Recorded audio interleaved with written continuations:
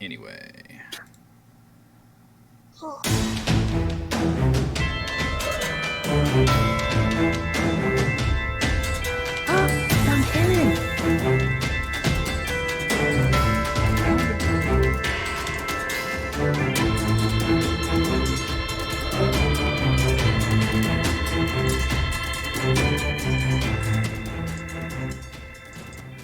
Hello everyone, Eric Watson here, freelance writer, player of games, writer of words, recorder of videos, and tabletop role-playing aficionado. Welcome to our weekly live-streamed Dungeons & Dragons 5th edition online role-playing adventures.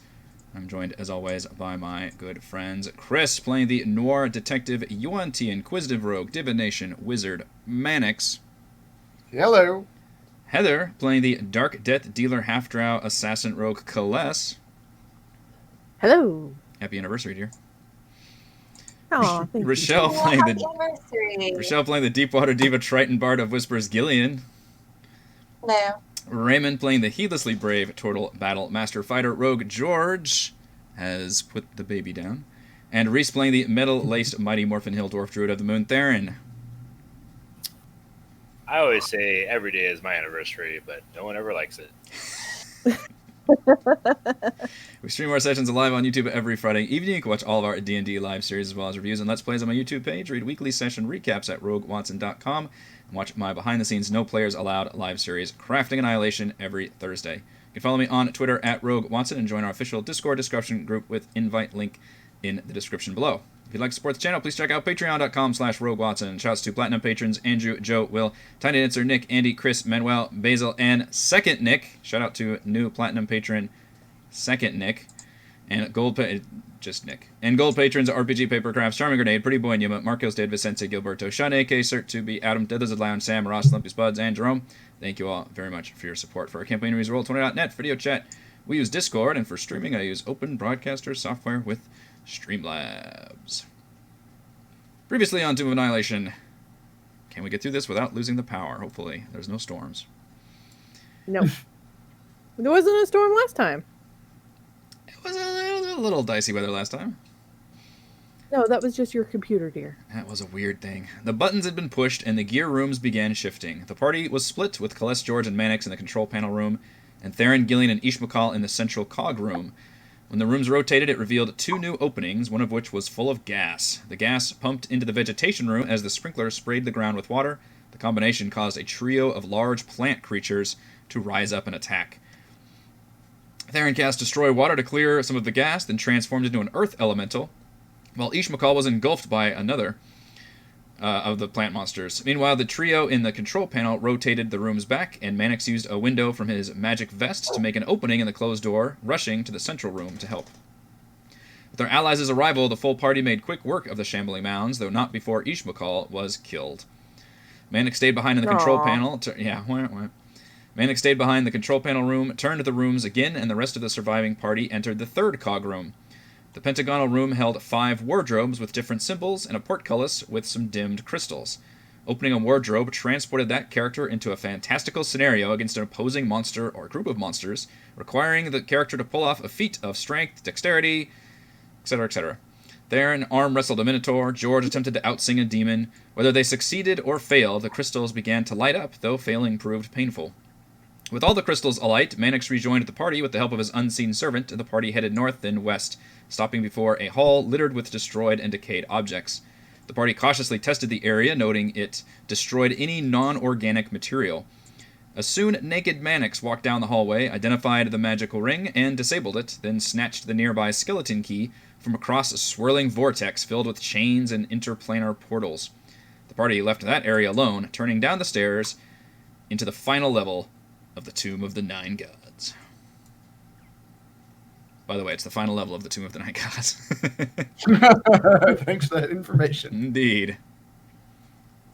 Finding that out post-haste.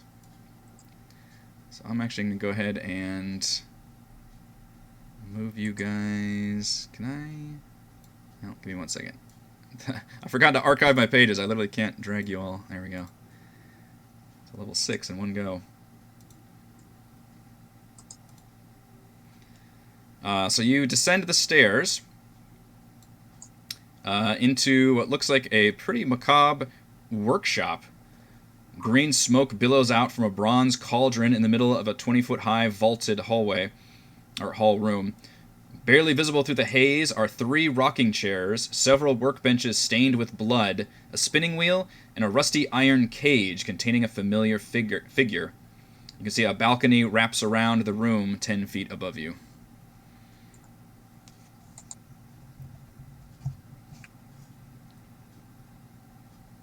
Who is this familiar figure? She We're looks... not too familiar. Yeah. She looks Kind of kind of familiar. worse for wear, but you can recognize the young woman who you had a lot of NPCs at that point, went into the jungle with, Inette, from the actual city, Port Nyanzaru. She had wanted to go out and help you all on your quest, had some visions about the jungle. And you recall We that... should go back to... Yeah. Yeah, you recall that I think she traveled with you for quite a while, and it was around the time that you sent the Tabaxi back with the surviving group from the airship, and she accompanied them on the way back, and that's the last that you saw.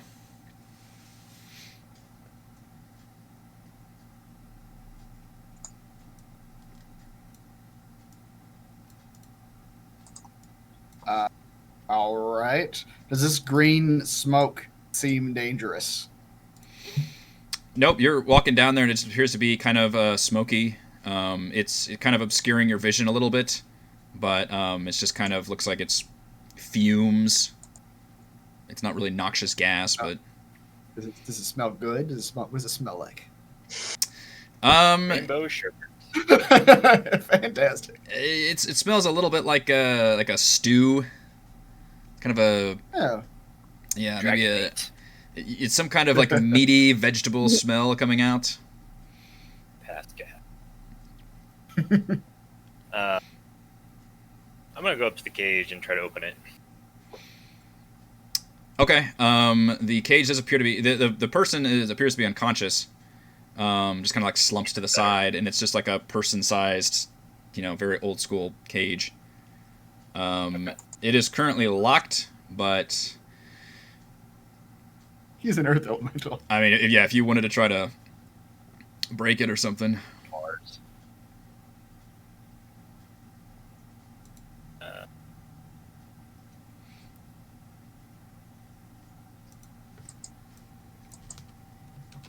Strength check. Yeah, give me a strength check. Right.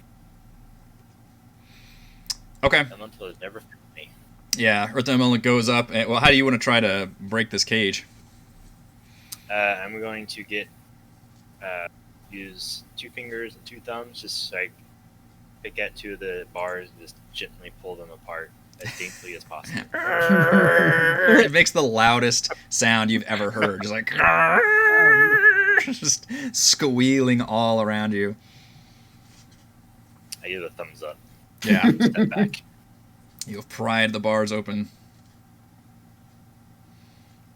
Good job, Theron Mental. Ah. Theron We'll Mental? workshop it. Theron, yeah, we'll workshop it.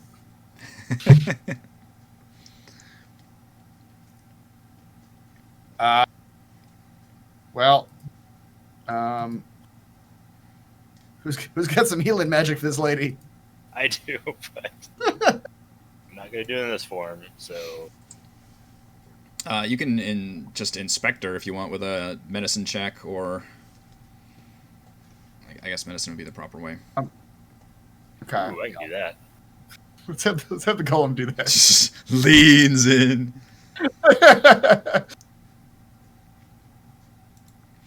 Theron, you don't see anything physically wrong with her, but you can see she's unconscious, and she appears to be having a nightmare. She's kind of like every once in a while kind of whimpers and like tosses, kind of what do you call it? Body convulses. Gotcha. I'm going to put my nightmare statue next to her, This will help. so That's the all. nightmares can fight each other. Enter the dream world.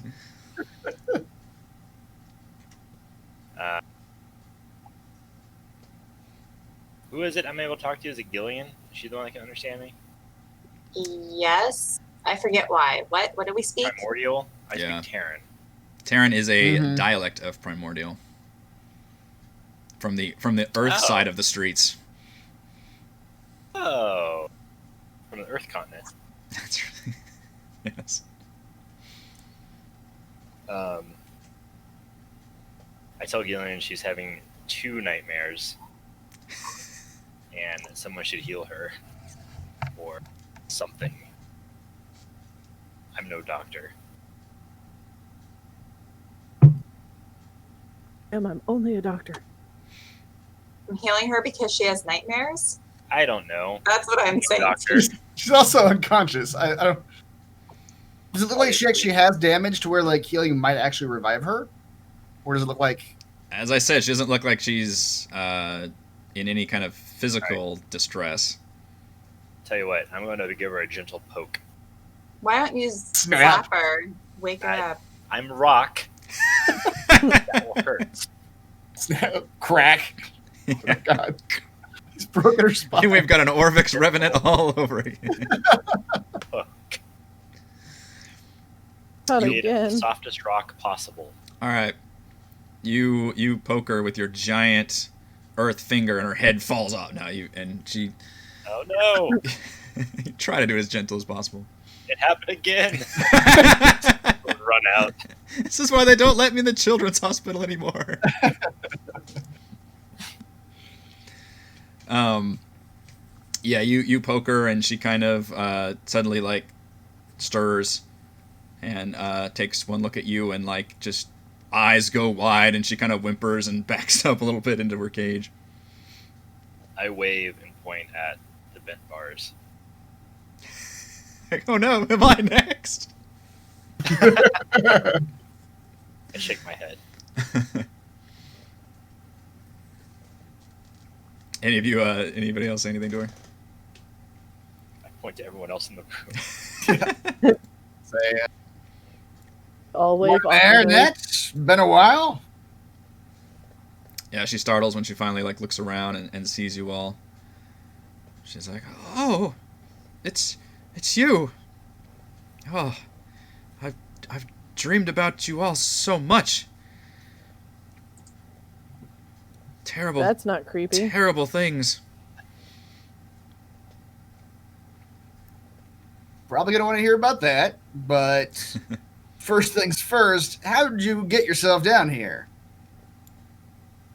She kind of screws her face up a little bit. Says, I don't know what happened. We were in the jungle. I had all those people. We were heading back to that camp, and we had settled down for a night like any other night, and I just had the most terrifying nightmares. These old women voices were just terrorizing me, saying the worst things, and I saw the worst images, and then I woke up, and I was here in this workshop. I've been having nightmares ever since, and you're all in them.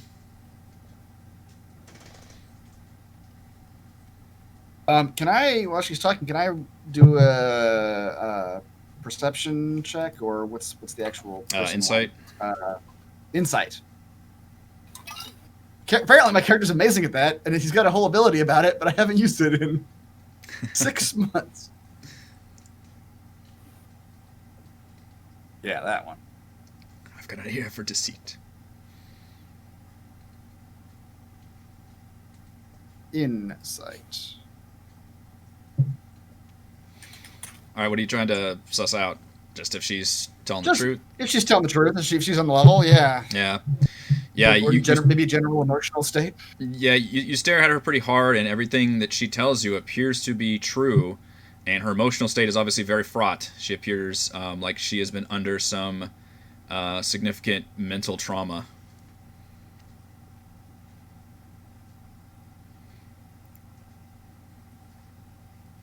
Well, for some reason, the Lich or the witches or whoever else is in this place has been summoning our old allies into this dungeon.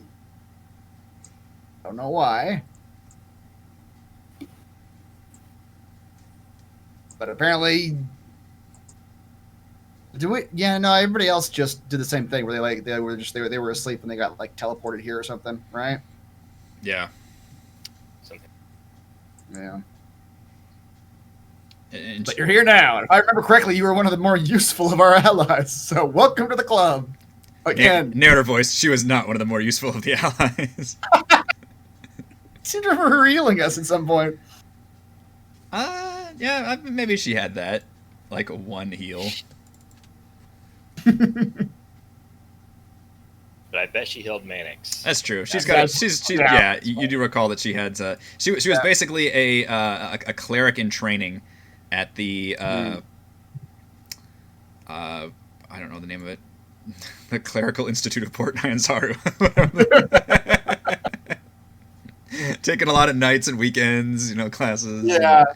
A lot of posters in all the cities. Mm-hmm. That's right.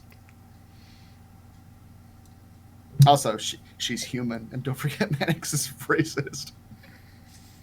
So her being human he is likes humans, yeah. Does he hate himself now? Oh, that's a good question. I don't know. Because Mannix is no longer human. He was never actively aware of his own racism. He just knew he didn't like the cat people. That's true. Everybody just hates one specific thing. Like George hates the Grung. Right. Les hates you. It's just one specific thing. He's not wrong. Mm-hmm. George, with your True Sight bandana, you can see flickering ghostly images of a terrifying, bent over, what looks like an old woman with like gold coins over her eyes and just like a skull face, just like walking around. It's a very much like a horror movie, like ghostly image flickering in and out, just kind of walking around the workshop and stopping to look at all of you and then just kind of continue on our business. Can I tell the difference between like an invisible person actually there versus a spirit? This, yes, and I would say this specifically looks like somebody who is not invisible. You could give me an Arcana check.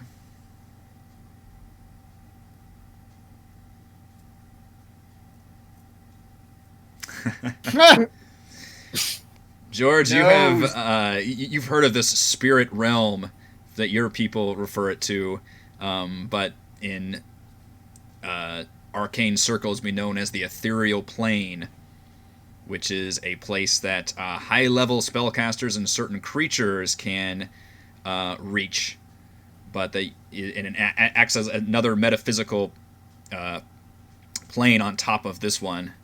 It's the upside down. And you know that I know. I was gonna say the two can't normally interact with each other. Okay, so she's a real person, but in the ethereal plane, and I can't reach her. Is that correct? Yes. Is that what you said? Yes. And normally, obviously, you would not even be able to see this, but the bandana can see into the ethereal plane. What does George do about this?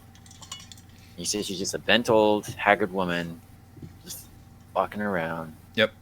I can't. She's just looking at us. I can't tell what her intent is. Not from what you see. She's just kind of walking around, inspecting some stuff on the, various like equally ghostly things that you can't quite get a good look at in the ethereal realm. And then obviously she seems to be noticing all of you. She hasn't seemingly noticed that you're noticing her, if that makes sense. Mm-hmm. I just saw her and I kind of. Play cool. Yeah. I'm playing it cool, right? And I will. Word on yet. I will continue to play it cool until I can figure out what her intent is. Okay. If I could touch her, I would have punched her, but Immediately. Just I'm not sure what I'm gonna do. I'm gonna go with Puncher. Right. You see George kind of make a little fist, but he relaxes a little bit as he realizes that he cannot reach the ethereal plane. He can only see so far. Mm-hmm. Unless, hold on. Let me see this. It's even harder because of all the smoke in the room is literally like kind of obscuring some of your, a little bit of your vision.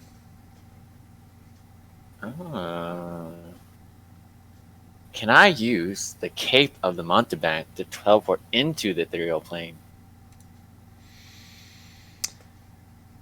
I assume that'd be a one-way trip, wouldn't it? I don't think Well, it's the spell Dimension Door. Is what it is. Doesn't say anything. Doesn't say you can. If it's the Dimension Door spell, you have to see where you're Yeah, to be able because to envision where you're going. there are specific spells that allow you to transport into the ethereal plane, and I think Dimension Door is meant to be just teleporting around the material plane. Okay. That's too bad.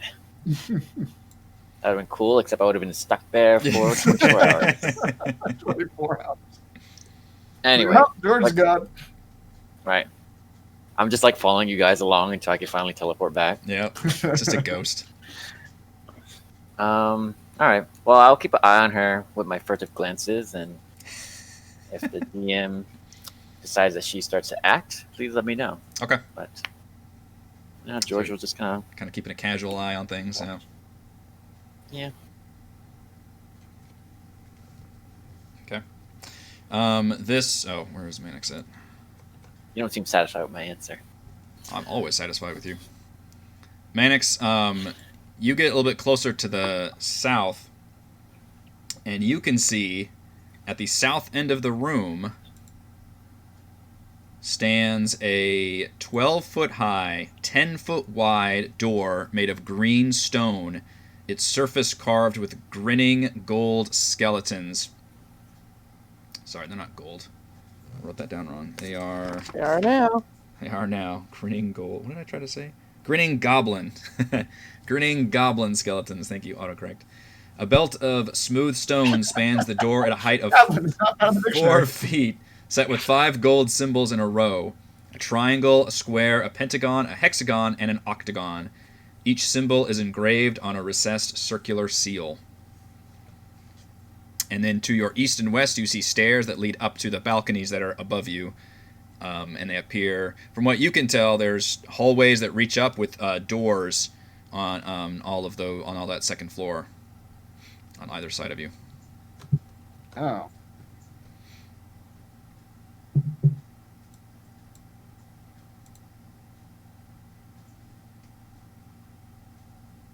We do have the keys, Yes. so we could very well start unlocking this door. But also, I kind of want to investigate the balconies. You walk up to the gate, and it looks like the key would fit. That it's perfectly sized, and you have a different key for each shape, but that there's a weird like metal. It's not like an open keyhole. Like there's something there in the way that's blocking it from being a keyhole on all 5 of these. Oh. It's got a deadbolt. Yeah.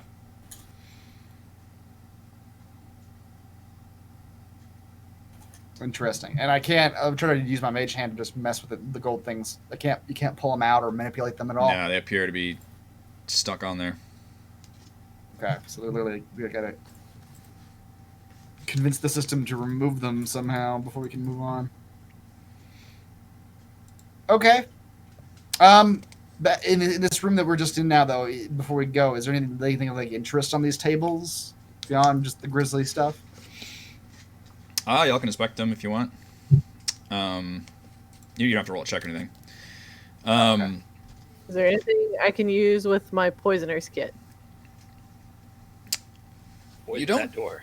You don't see a whole lot available, and if George wanted to ever speak up about kind of what he's seeing, George, you notice there's a lot more on the table in the ethereal realm there is on the regular realm. You just see kind of like a lot of like blood stains and very questionable surgical tools and those kind of things laying around on the tables. And then some various in the material plane, yeah. Material? Yes, in the material plane, yeah. Okay. So what do I see in the ethereal plane? In the ethereal plane, it's still kind of hard to tell, but you see what look like a lot of the tables are covered more with actual body parts. And some of them appear to be like just in various states of like some are just bones and some is like you see muscle tissue and just it's a real horror scene. Going back to my Arcana check, what is the point of ethereal plane? Actually, what like? You can hide bodies there. Yeah. Basically, it's a whole nother kind of ghostly magical layer. Although I think there's actually a magic layer too. I don't know how the planes actually work, but in this universe, it's a special. It's like the Upside Down. Like you can transport there. You could hide out there. Certain creatures can teleport back and forth. It's just a way for otherworldly creatures and high-level spellcasters to take advantage of this, other entire existence that's layered on top of our own, and be able to like get around. It's like in Stranger Things. It's exactly like Stranger Things. There's If you go someone into on Polly the ethereal Pocket. plane right now wondering what's the point of the material. That's right. Material To plane. them, the ethereal plane is the normal one. He goes back to chopping up his bodies. That's right. Oh well. All those people just walking around with bodies. Chop, chop. The fools. Would I know if I like tip this table over? Would the stuff in the ethereal plane fall over also? If the table is in the material plane, then Because you said there's stuff on the table, but it's in the ethereal plane. yes.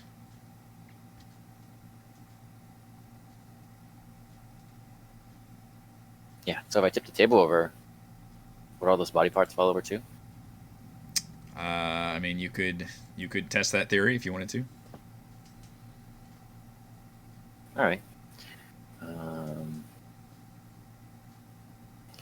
Let's see. George, you keep walking forward and you see a second one of those figures, kind of near the other table. This one, this table. Yes. And Tell me about it. she is stumping about on a heavy peg leg, and you can see like gas billowing out of her nose and ears. It also appears She's a to be gas bag. hunched over old lady that with a just terrifying countenance. Wait, are these the witches?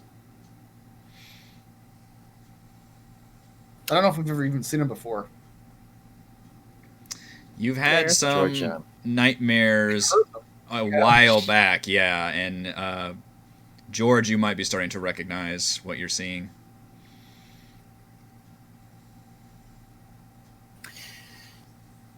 Sorry, you have to tell me. What do I recognize?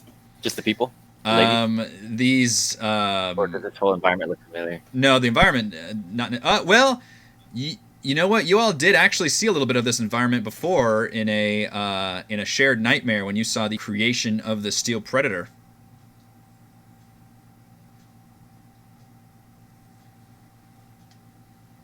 You were actually connected to the hags at the time, and you saw. It kind of starts hitting you all at once as you walk through this room, and you can see that green gas billowing out, and you can see like shards of like this much larger cage that had once been here, and all these different pieces. Does this place look familiar to you guys? I feel like we've been here before. Celeste will just hiss. Like a cat. Yeah, wasn't it a Hmm wasn't it a relation to like some 3 really, really, really old geezers?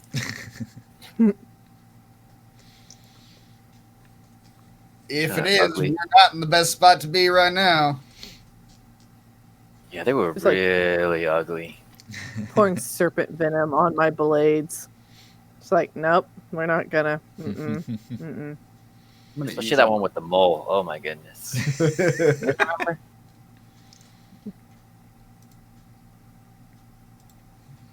some. No, nobody remembers. Bertha? Agatha? Right. I don't know. They did terrible things to us on multiple occasions. Terrible nightmares. I don't know why there are all these. Where's that? Where's that second woman you said? Can you show me like where? And Annette's like, you've got the nightmares too? The second one Where's is that woman? about like 10 feet from you. Okay. And George just starts getting angry. He's like, "Why are there all these surgical tools here and no dead grung around?" And he just like flips a table over towards that old woman's direction. Okay. Yeah. You flip it and you can see the ethereal objects seem to be. You can see a.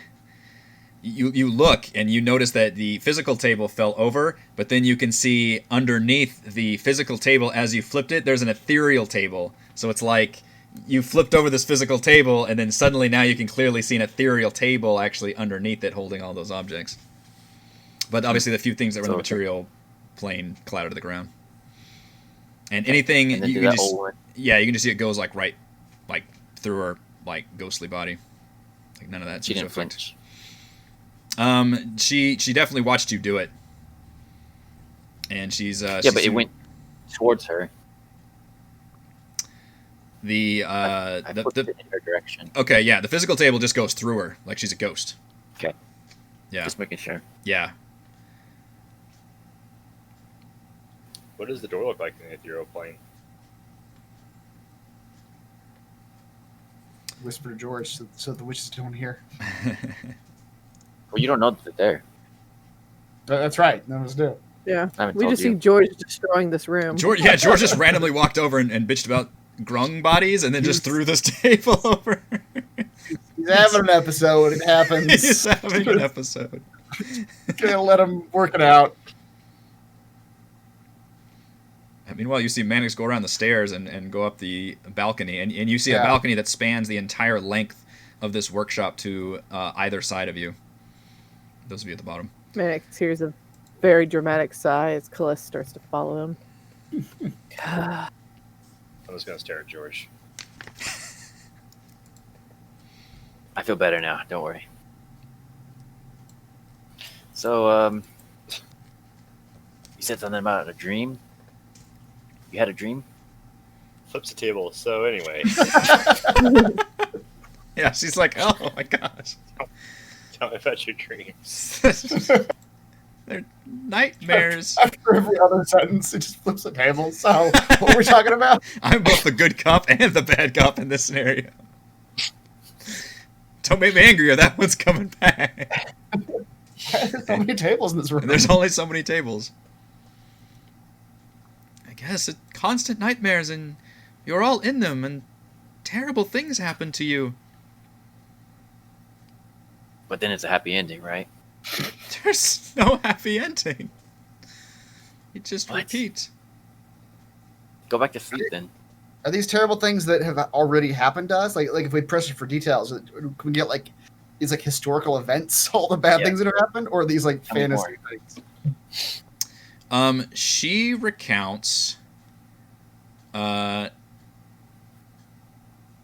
She recounts nightmares, and you can tell that she recites several of the areas of this dungeon and terrible things that happen to you all.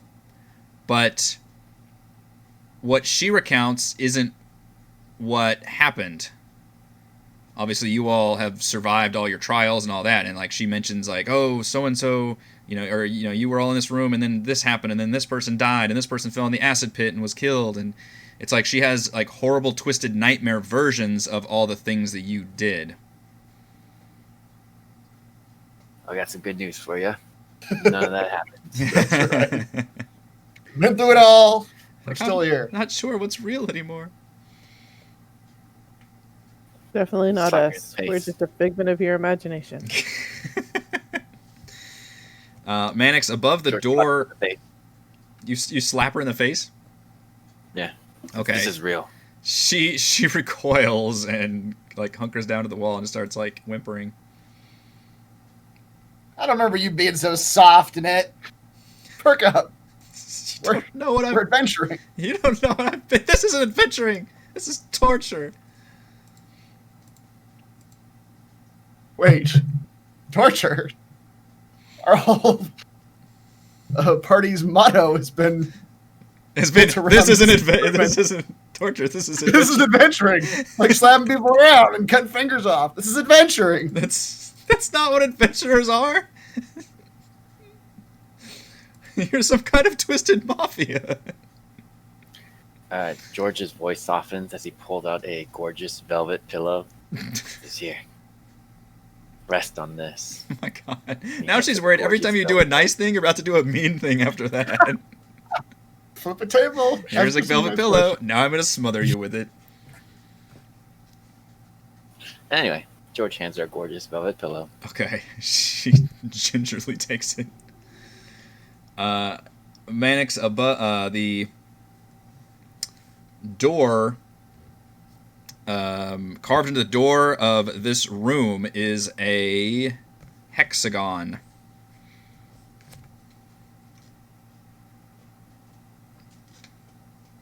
Otherwise, it's a normal door. Okay. Let's go down and investigate the next one. Okay. Carved into that door is a pentagon. All right. Mannix will yell down, like, I figured out the door thing. There's smaller doors. We got to put the keys in. I don't remember which keys I have, which ones I don't. We have them collectively as a group. You don't see any keyholes on these doors. These appear to be normal Oh. doors. Oh, they're not actual. Oh. But they just have those symbols on the doors. Okay. Never mind. Mannix goes back out. Still working on it. Can I what try is to this? sneak up behind Mannix and scare him? He's got pretty He's good in a perception, dark but you hallway. guys Yeah, can have that I- battle. You can try. But You're both good at those things. So, the one to your north is a triangle. All right. Let's open this triangle door. I'm opening the triangle door. Ah, I did bad. Never mind. Mannix hears you coming a mile away. Yeah. I rolled a 2. Hey, come on, Gillis.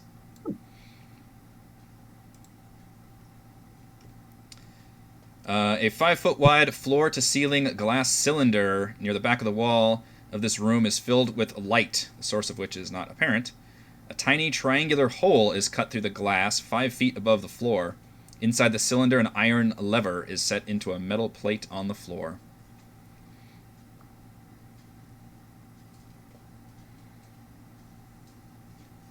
So the cylinder, the lever's in the cylinder?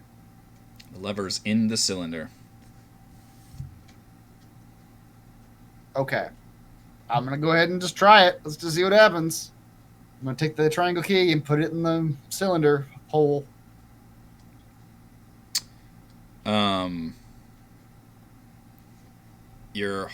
Are you gonna hold the key and just place it in there, or are you gonna try to push it through, or?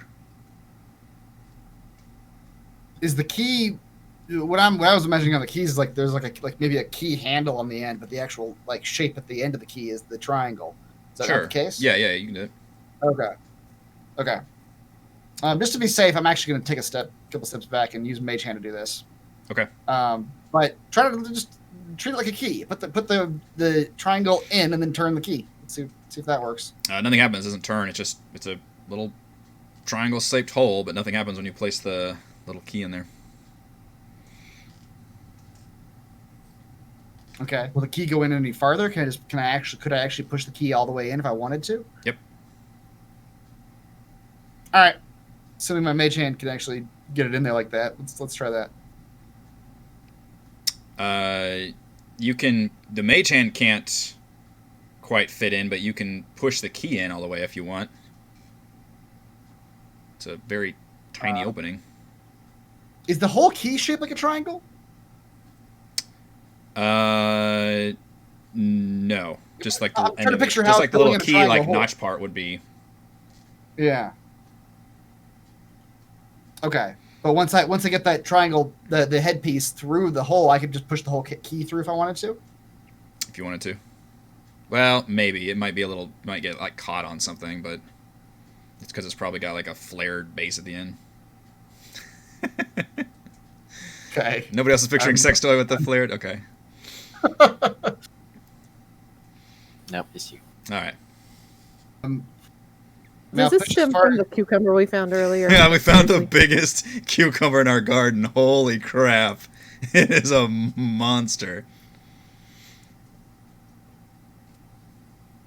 I'll push it as far as it can go and try to turn it. Just fiddle with it. Just see what different. None Things I can of do. this seems to do anything. All right, I'll pull the key back out. Bring it back to myself. Let's try a different room, class. This room's garbage. Let's get out of here. Okay. Try this one. Yep. Okay, this was the pentagon. So you open the door. And you are hit with a delicious aroma of spiced meats. I like this room. Tastes good. The room tastes good. Oh no. It's shit, what's that guy's name? That dinosaur that gave out the Oh, smell? right. It was Dragon Bait. Yeah. Yeah. Dragon bait. Oh, He's back. He's giving off the smell. He's trying to say something. Hey, there's a person in here. At the end of a 20-foot-long corridor, a room opens up with red tapestries covering the walls. A feast is spread out on 3 tables, consisting of roast boar, squash stew, and a tray of iced cakes. Flagons of frothy beer complete the banquet. A gaunt human male in a dusty black suit quietly arranges the items on the cake table, taking notice of your intrusion. Without a word, he gestures for you to come forward and sample the feast.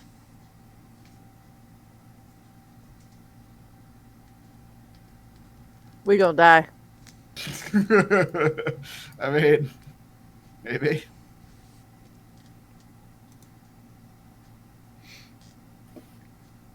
If the rest of you want to explore other rooms, feel free to do that as well.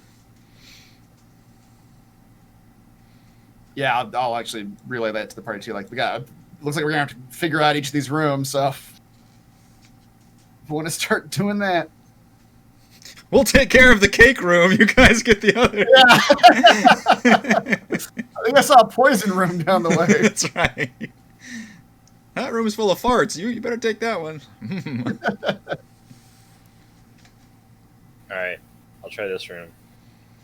Okay, Theron, that one has a carving of an octagon.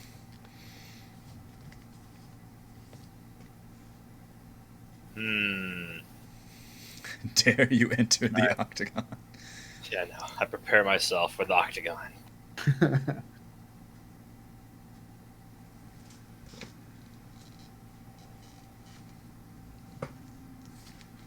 Do you want to go in? Or much in a fashion as one does when entering the octagon. That's right.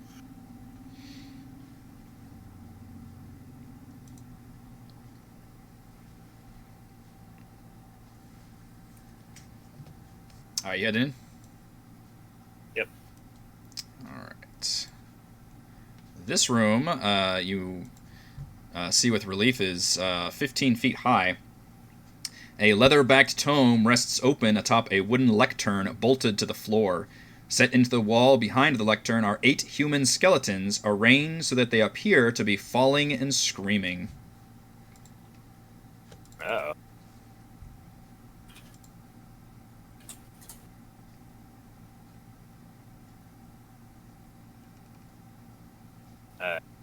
Can I read what's in the book?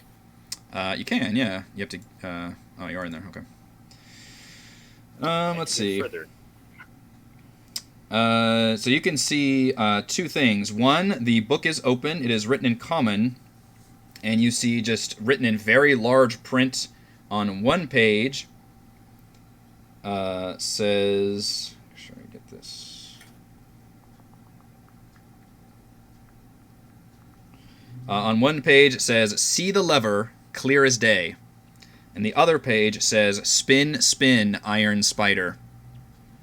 And with your passive perception, you can see that one of the legs that's bolted, that's connecting the lectern to the floor, appears to have like a secret compartment in it, like something you could try and open and get in. It's like a hollowed out compartment. All right, I'll do that. Do what? I'll try to open up the compartment. It appears like it is locked tight.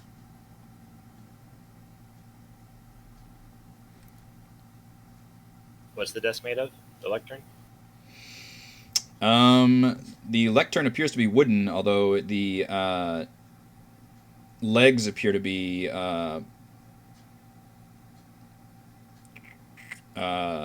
metal bolts set deep into the floor. And when you look at it, I mean, it looks like this is made of some kind of extremely nice metal. Okay. Can I investigate the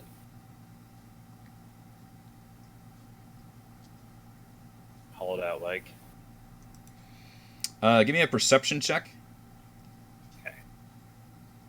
As you kind of look around. You can give me an investigation on the leg as well, I guess, too. Specifically, perception was kind of the room. Okay. Yeah, All both these things are eluding you at the moment. The only thing that you can notice is that there are more pages to the book. All right. I lick one of my fingers. And turn the page. Which way do you turn? Oh man. The book appears to be open about in the middle. There's only a couple pages total.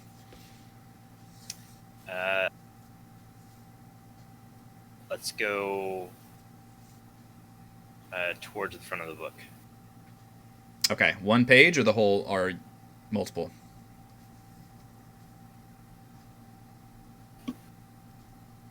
Choose wisely. He's asking He's for a like, reason. why do I need to? I'll do one page. Okay. You flip one page. And let's see, I got a picture of this book now. Okay, so on the left side, it says, "Speak the rhyme until it's done." And on the right side, it says, "Keep the spider locked away." And you notice there's one more page you could flip, and then there's the cover for the front. All right. Flip the page. Okay. You flip the page, so now all you see is the first page, and then there's the cover on the left. So there's just the one page new that's to you that says, "Backward, backward, 8-1."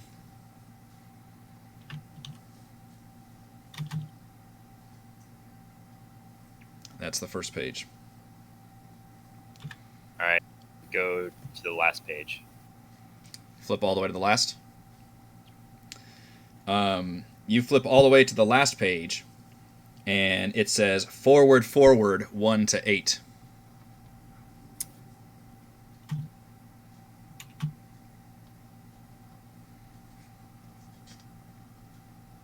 All right. Flip. So the last page is the first page. Yeah? Maybe. If the final page is saying go forward 1-8, well, yeah, I don't know. I'll let you ruminate. Glad I'm not in that. Yeah, I'll let you ruminate on that. Gillian and George, where did you guys want to end up? Or you can also go to any of the other rooms too. Or George, if you just wanted to stay down here and maintain alertness on everyone, you can do that as well. Yeah, I'll pretend I'm taking care of this lady and be watching the old ladies too. Okay. They're still walking around. They're still walking around, Or but they've they follow definitely taken no, and you see a third one now when you get closer to Annette. You see a third one in a different corner. And this one has a bag over her head, and you see the bag occasionally like squirming, like there's something underneath it. Ooh. Which way did Mannix and Celeste go? They went the left way, which is where, up these stairs. So what other rooms are there to go? Because we came in from up here, right? Came in from up there, yep. And the balcony wraps around both sides and kind of goes back up both ends. Oh, I see.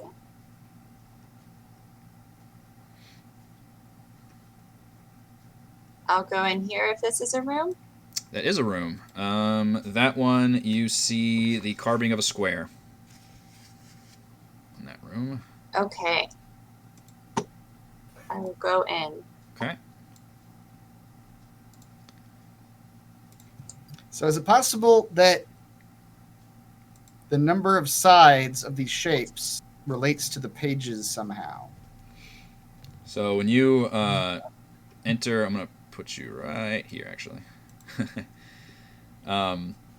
This room is filled with flying sheets of parchment with writing on the pages visible as they flutter by. A metal plate bolted onto the far wall is set with a ghostly lever that appears to flicker in and out of your reality. And this one you can actually see.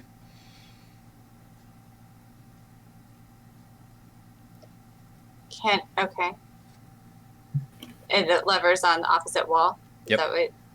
Yeah, and it's just a bunch of pages like flying around, but you can tell they appear to be spell scrolls.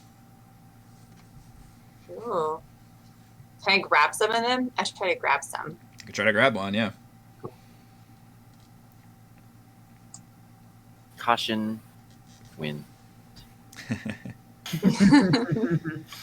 Stepping into the room so I can try to grab a spell. Okay, you can give me a dexterity check to try to grab a spell, but at the same time that you do that, it's almost like moving into a sudden like swarm of insects. Like they start, like the spell scrolls seem to be agitated by your presence, and they start whipping around you and kind of trying to basically cause a lot of little paper cuts as they kind of flick around you. Ouch. If you could give me a wisdom save, actually, to try and avoid and try to look at all these scrolls as they come at you. 15. Okay. You take half of that damage. Like 9 little slashing damage. It's just a bunch of paper cuts come in and kind of slice you up. But with that dexterity check, you can grab a spell scroll. And if you will give me a 1d6 first. Okay. And give me a... Can you roll a custom die? Can you do like a 1d68? I wonder if that would work. Ooh. I can have you roll 1d100, but you'd have to have a bunch of rerolls, basically. Yeah, if you type it in, you can roll anything. Okay. You can roll anything. Okay. You find a scroll of... Do with 88 too. You could... Thank you. Nice roll. You find a scroll of rope trick. Ooh. Hey. And- well, through rope technique. And as you... Typing. Damn it. As you see that, Gillian, you see one scroll that appears to be a little bit different than the others. It's a little more ancient and appears to be more powerful. And looks like it might have something to do with the lever that you see that's kind of drifting in and out of reality. So you think you might be able to specifically grab that one if you can manage another good dex check. But staying in the room, you'd have to deal with the swarms of spells. I will try to grab the little special one. All right, so give me a dex check and a wisdom save. Same dex check. Very dexterous, not very wise. All right. Well, the good news is you grab the spell scroll. The bad news is you take 15 slashing damage, and it's really like picking up in intensity now, and they're kind of slashing over you. But this spell looks like the scroll looks like a very special modified version of the Etherealness scroll, which would allow you to basically cast it, enter the ethereal realm without any kind of check, but you feel like it wouldn't work beyond the scope of this area. Okay. So it sounds like this ghostly lever, it's like, my guess is I can't grab it unless I'm in the ethereal realm. Yeah, and then this spell that you grabbed would let you enter the ethereal realm. Okay. Well, I'm going to go ahead and cast that spell. Okay. You do that, and you enter like the Stranger Things upside down version, and this time you can see all the spell scrolls, but they just harmlessly fly right through you as soon as you cast it, because you're just on this other realm. And you can see the lever now is clear as day right in front of you. All right, I got to pull that lever. I pull the lever. You pull the lever, and George, you're the only one here that would see this, but you see the square deadbolt retract, basically, from the bolt of the door. The door that Gillian went through? No, the giant skeleton gate. Earlier this you thing? said it was like kind of blocked. Yeah. You see the square one specifically, kind of that it now has a recess available for a key. George yells out, "Wait, who did something important just now?"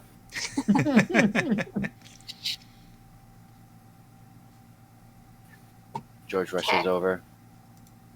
Somebody caused the square hole to retract. Hey, I've been staring at mine for... Like he's in a Broadway play, just like announcing this to the audience. Everyone, the square key is retracted. That's a good point. Gillian's in the ethereal plane. I can see her, but I guess I can't hear her, huh? Right. Well, she's pretty Can she far hear away from me? you, too. Yeah, but I yelled really loud. I yell so loud, I pierce the metaphysical layer between layers. That was really loud. That was a loud, yeah. All right, well, whoever heard me heard my news. Yeah. That the square hole retracted. Okay. Let's go back up to Kaless. You are staring at a feast and a gaunt human man in a black suit. Before you is roast boar, squash stew, iced cakes, and frothy beer. Okay.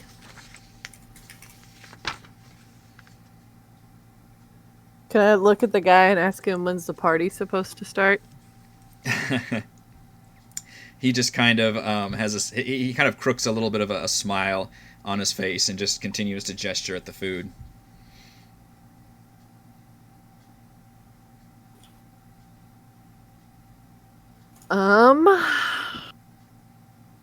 Can I try to intimidate him into telling me what's wrong with the food? Because Kless don't trust this for shit. Yeah. Yeah, you can try whatever. You want to use, like, just... My natural scariness. Natural scariness.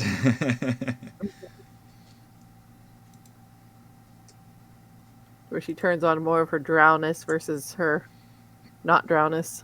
Mm-hmm. And just demands to know, why is the food here? Who is it for? What are you hoping to do? You talk, and he continues to have this very eerie, kind of quiet smile on his face, and he does not speak back to you. But he doesn't seem to get upset or annoyed or any of that. He just kind of accepts what you're saying very calmly and just kind of continues to, like, nod and gesture at the food in front of you. Puts her Shining sword character. up to his face. What are you saying, Gus? I put my sword into his face. He does not react. Not through his face, up Yeah, to like up to his face. nose. Yeah, he still has that Like very this. quiet, like, smile on his face.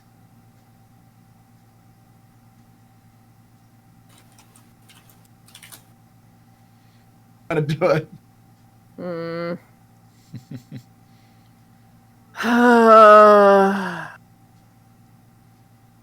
I really don't feel like drinking the beer is probably the best option. I'm gonna like probably almost die, so alright. I'll take a swig of soup. Squash stew. Yeah. Okay. You take a few bites full, and it tastes great. You feel like it's the best meal you've had since you've came in here. It probably is the best meal I've had since we've come in here. Yeah, and you feel I mean, yourself. Mannix is so cooked. You feel yourself invigorated, like you would even have advantage on Constitution saving throws Hey, for the foreseeable give me some future. more stew. You'll have to remember that because I Cool. will not. Eat me some more stew.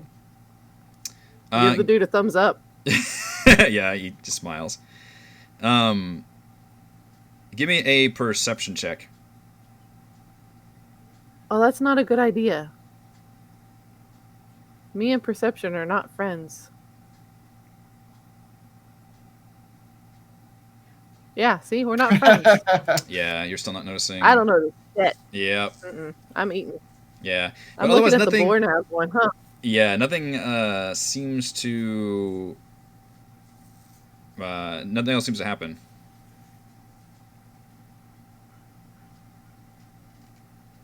I'm eyeballing the board now. Okay. Mannix, you went back to the triangle room. Yeah. I don't know what else to do. Let's just go in and do some. Can I try to investigate this cylinder? Yeah.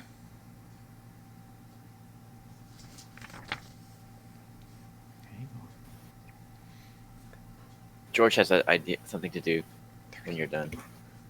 When you're done investigating. The cylinder, Mannix, the best thing that you can come up with is that it looks completely impervious. Like, even though it looks like it's made of glass, you don't think any amount of force or anything would do anything to it. But otherwise, it appears to be normal. There's not anything, like, magical going on here that you can tell. There's just a lever inside of the cylinder, and the only opening you can see is that small kind of 1-inch triangle hole.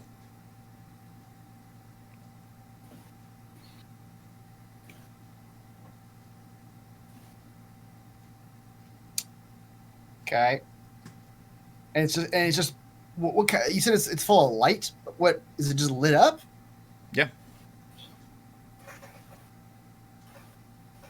I don't know. So I'm gonna brute force it, and I'm going to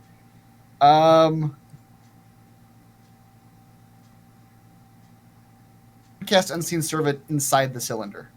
Okay. You cast your Unseen Servant, and it appears naked with a bow tie inside of the cylinder. Merrick salutes. How you doing, Murray? Been a while. He looks got one. fabulous inside of this cylinder with light pouring down. George isn't around, is he? Do a dance, Murray. This degrades us both, sir. Yeah. Murray, I've only got one job for you today. Pull that lever. He kneels down and pulls the lever. And George, you can see the triangle deadbolt recede on the door. Alex walks out of that room and goes, I solved it, but I'm unhappy with my solution. George, Mannix, did you do something triangle related? Yeah, I suppose. He's always going off and doing triangle things. Triangle things. Well, you made the hole appear. Fantastic. Oh, so did when the lever got pulled, did the cylinder go away? Can I get Murray out of there? No, the cylinder did not go away. Although technically, let's go back to the wording here. Is an invisible, mindless, shapeless medium force. Shapeless? Does that mean that Murray might be able to squeeze himself out of a small triangle-shaped hole in a cylinder? That would be horrifying to watch, I think. Watch a man squeeze like Clayface just squeeze out of a tube of toothpaste. Like one of those Play-Doh machines? Yeah.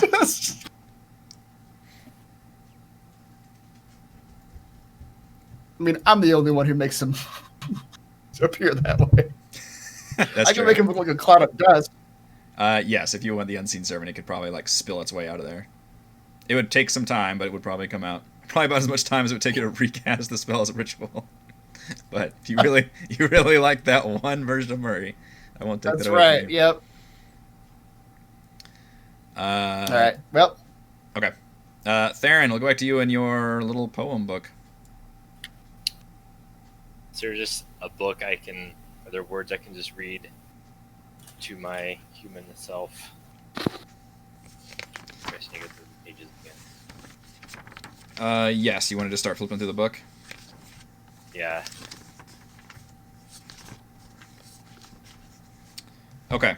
Where were we? We're at the end page. Tell me where to start, and I'll recite what it says on the book. Yeah, I'll just read it from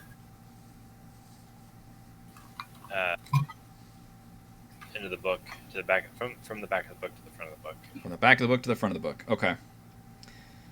You reading to yourself? Just reading it to your head, basically? Yeah. Okay. So the final page says forward 1 to 8. You flip the pages, and I guess I'll give them to you right to left at that point. Speak the rhyme and meet your fate. And the left page says, turn their flesh and bones to cider. Flip the book Here we again. go. And the right side says, spin, spin, spin, iron spider. Left side says, see the lever, clear as day. Flip it again. It says, keep the spider locked away. Speak the rhyme until it's done.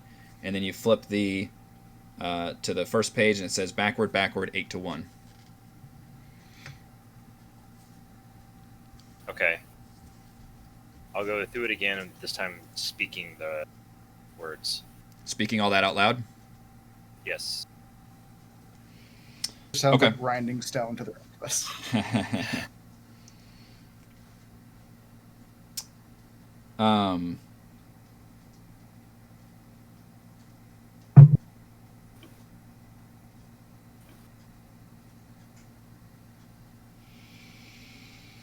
Okay, so you speak the book exactly as I recited it from the back page to the front page. And when you as soon as you say that last line, backward, 8 to 1, you see that compartment that you would notice that was, obviously like a little compartment, not just a leg, springs open. It just clicks open. And inside the compartment, you see a lever.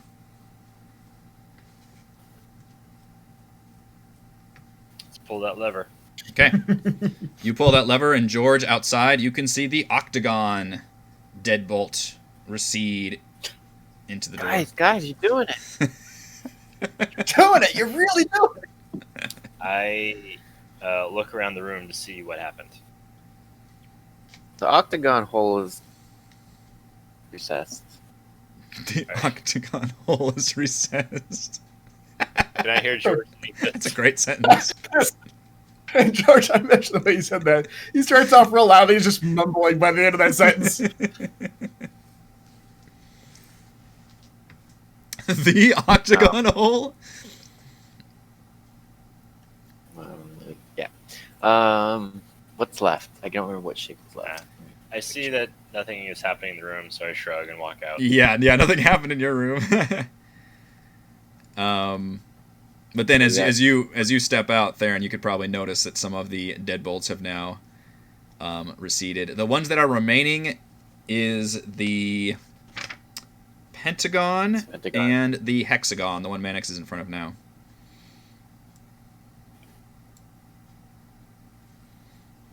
All right. George has something to do. So he knows the square went in first, and can I tell this is a square room? Right? The what? Square room? Oh. Yeah, wait, you said each room has like a shape in front? That's how you can tell which room you're going into? Each door, yeah. So can I walk and find the square room? Is it this one? Nope, that's the octagon room. The square room is on the other side of the Theron elemental. Oh. Theron, I'm looking for the square room. You're my way. Sir, point me to square room. I beckon him this way. Walk into the room. Beckon. All right, George walks through. Says, this is the first one that opened, and no one answered me. Theron, did you want to step into the swirling vortex of spell scrolls? Still going on, huh? It is going on, yeah. Sit here and go no further. Did the old ladies look like they were following me? No. Okay. I come here and I look around, and I suppose I see Gillian. Yep. And I can tell she's in the ethereal plane. Yes. Actually, you know what? This isn't 70% anymore. I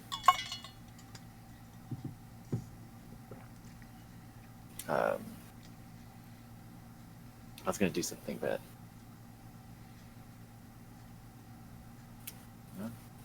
Gillian, how did you do that? Can she hear me? I don't think so. Wait, because I'm in the real plane now, and he's still in the ethereal plane. No, you're in the ethereal plane. Other way around. Yeah, other way around. I'm in the ethereal plane, so. Yeah. So So everything appears like ghostly to you now, basically. but I can see him. Like he's like a ghost. Yes. Psycho man. But she can't hear me, correct? No, you cannot communicate. So I can tell. I can see that she can't hear me. So he starts doing some charades. He's like waving to Gillian. He's like pointing to his brain.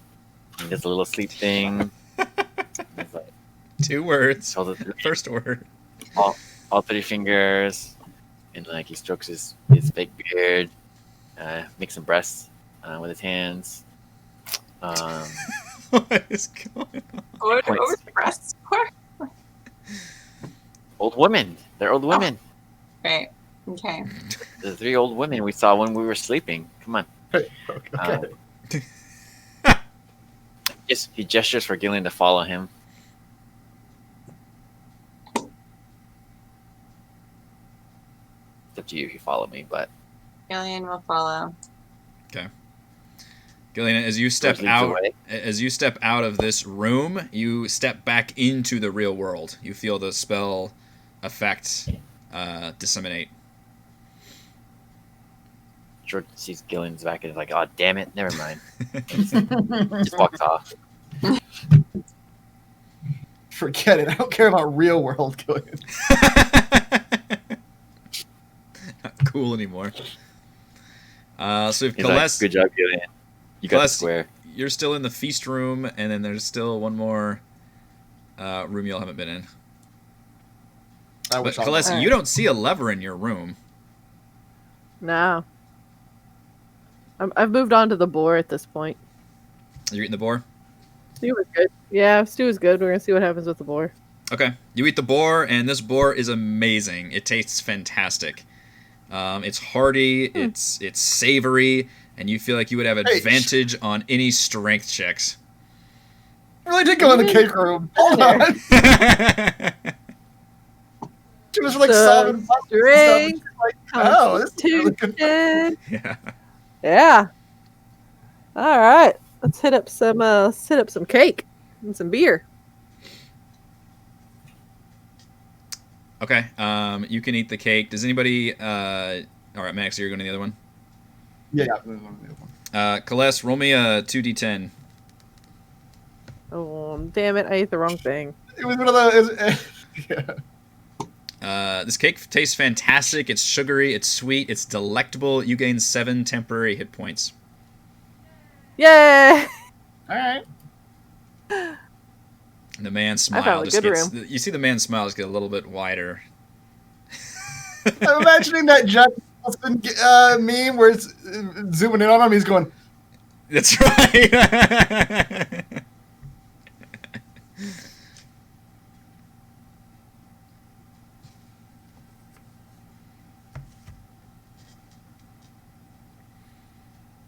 What happens when I take a little chug? Oh, drinking the beer? Yeah. Okay. You drink the beer, and you feel I don't like how he said okay. and you feel a similar kind of effect go over your body. It tastes pretty good, but it also tastes something not quite right.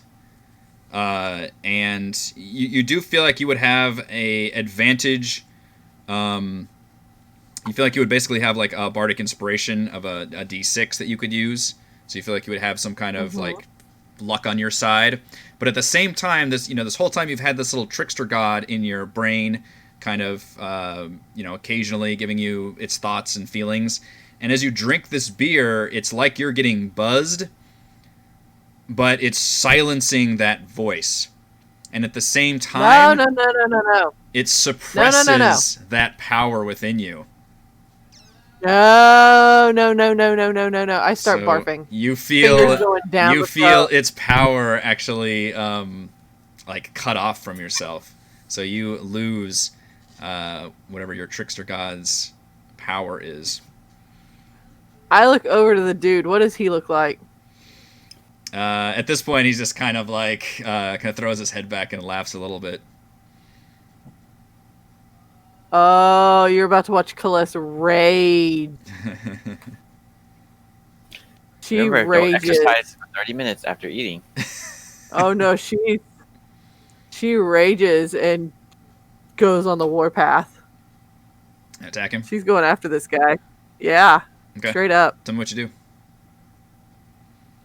Like as soon as she can feel that happening and the barfing doesn't help, she just goes straight in. Like, nah, this is your fault. Stab Goes him. straight for like a killing blow. Yeah. Of course. Stabby. You reach forward and Blade and everything. you reach forward and stab him. And he just kind of stiffens, and you bring your blade back, and you just see straw coming out of the wound. A smile still on his face. He's just going to town. Yeah, you just hack him up. You hack him up, and it's just straw everywhere. But as you hack him up, you see one of the tapestries nearby. You stab at it, and it seems to reveal a hidden lever behind one of the tapestries. Yeah, I don't care about any of that. That's later's problem. I'll pull the lever later. All right, This guy must be in about 47 bajillion pieces. You get some consolation from hacking this poor straw person up. And you find a pen.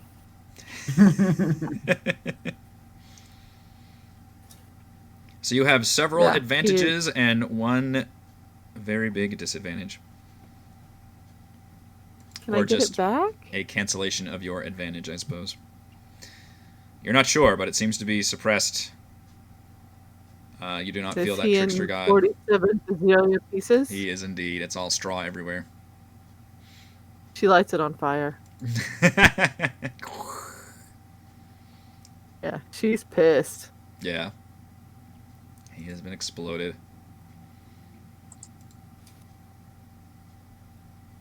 All right, Like, pulling the let's lever behind- would be nothing to her because she wouldn't know to pull it. Yeah.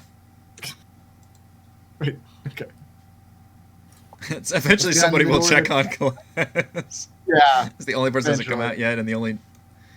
I guess there's one. Okay, That's so. the bad part. The rest of the room is going to catch on fire because I lit a bunch of straw on fire. Yeah, yeah. Celeste just goes to like just Hulk mode on everything in here.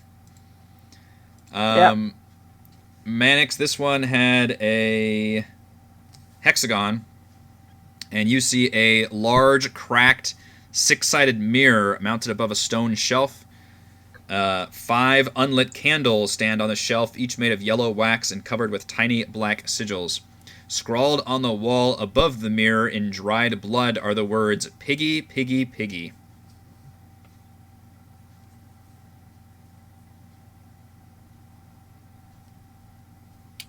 Okay.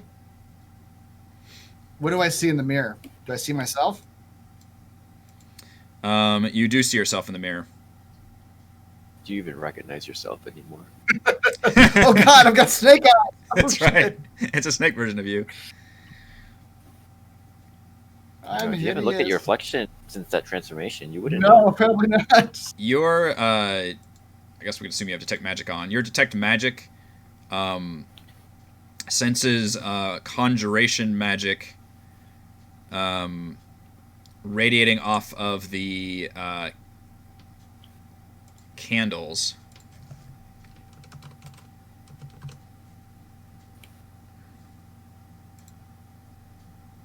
No. Okay. Yeah, conjuration magic. You feel the candles radiating conjuration magic, and then you can get that same feeling from under the shelf. And when you look under there, you can see a 6th candle is just kind of rolled under the shelf, and appears to give off that same magic.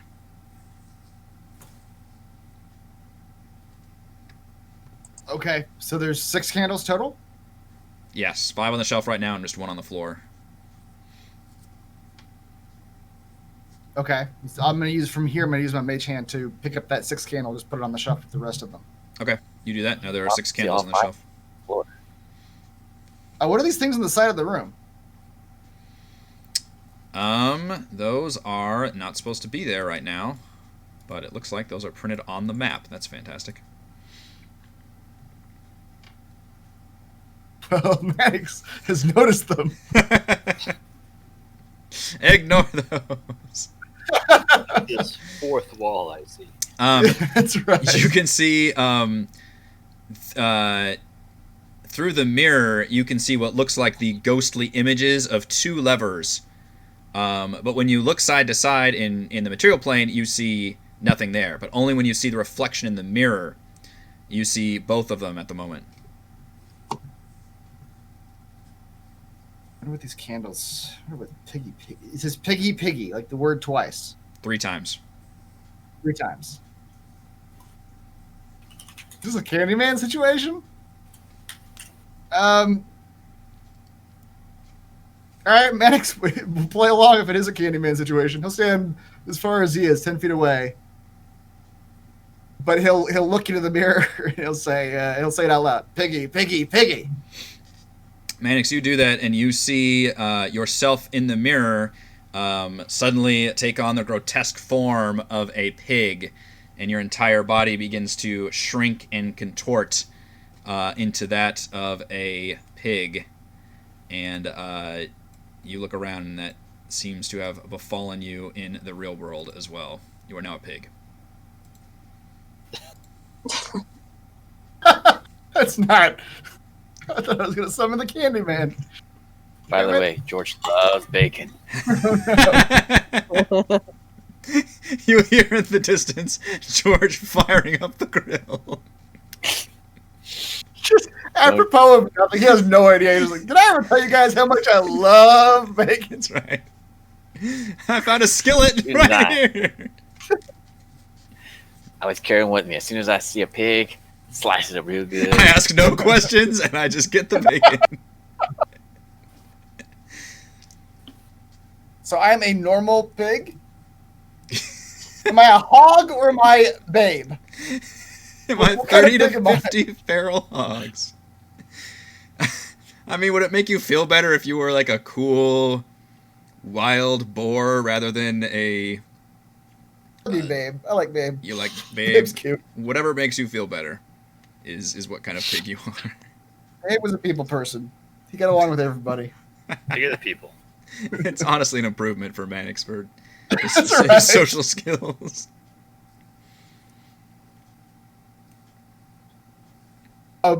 Mannix will panic. Oh, there's a pig. Mannix will, in a panic, step out of the balcony and just start honking loudly. Honk. Sue. Whatever. Sue. Yeah, He tries to honk. Bless his heart. He's trying to honk so hard. It is the most disturbing sound you have all heard. if pigs scream, the pig screams. Oh my god. Pigs can definitely scream. Yeah, that's what he does. Okay. Tries to Morse code the screams. The rest of you saw Mannix go into this door and a screaming pig come out. Oh, who wants a bacon? George starts running. If Gales saw you, she might be able to put two and two together about the roast boar that she ate earlier. Oh!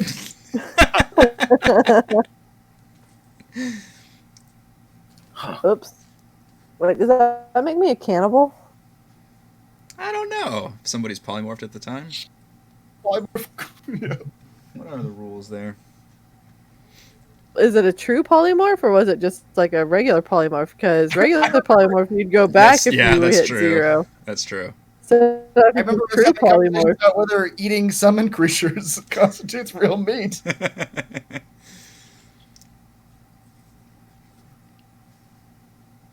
If you do All right, like the Walking Dead thing and keep them alive and like just shore off pieces. Right. Oh, that gets really dark. Maddox, seeing George coming, will run back into the room, just continue to squeal. George, you see a pig running around this room.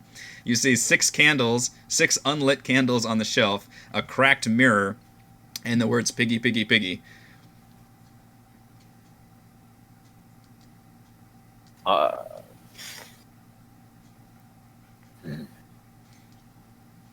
What's a Points pig his doing snout in here? at the. Is all my equipment gone? I want to be a pig wearing Maddox's hat. That's fine. You can have the hat. Well, he wants the hat to tip, so to clue George in. What did you do to Mannix? Did you eat him?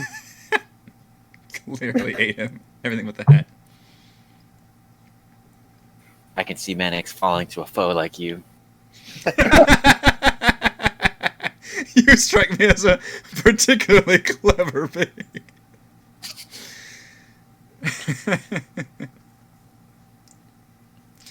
George, this pig has instantly earned George's respect. That's right. This pew. Mannix will attempt to his best to pig pantomime the situation to George. Pig Yeah, am I? George pulled out his swords. Pig of George mine. pulled out his swords and is about to bring him down on Pig Mannix. But he does realize that this pig seems Pig to be... starts trying to draw letters in the ground with his own. Kill it. He's trying God to damn communicate. it, George! George is curious about this communicative pig this encounter. In all the times I've had bacon, no pig's ever tried to talk to me. All right, Pig Mannix, what are you trying to do? 2 claps for yes. 1 Right? Yeah, is that you, Mannix? Mannix squeals loudly. That's not helpful at all. It's ugly. It's just- You're the worst at being a pig. It doesn't quite, It just it's one screams. just a horrifying scream. Manix doesn't Alright. like being a pig.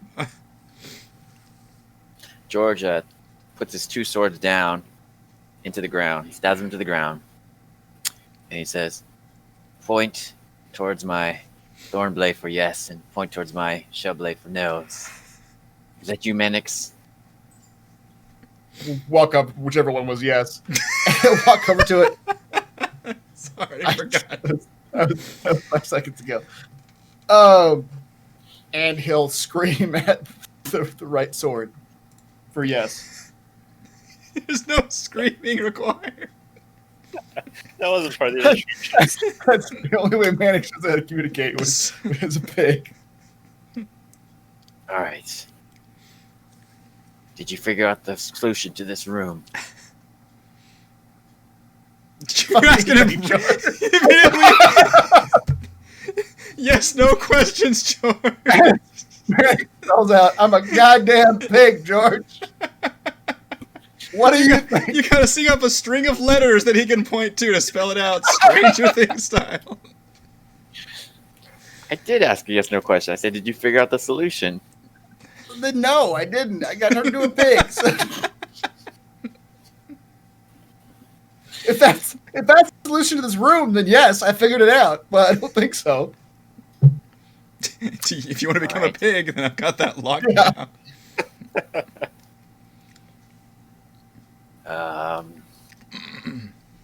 Manix will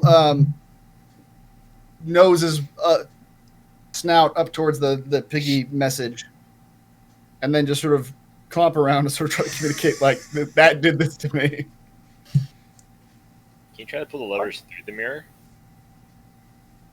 Maybe. Try that, George. I'm pulling the lever, but looking at yourself pulling the lever through the mirror. Right. Do I see the levers? In the mirror reflection, you do.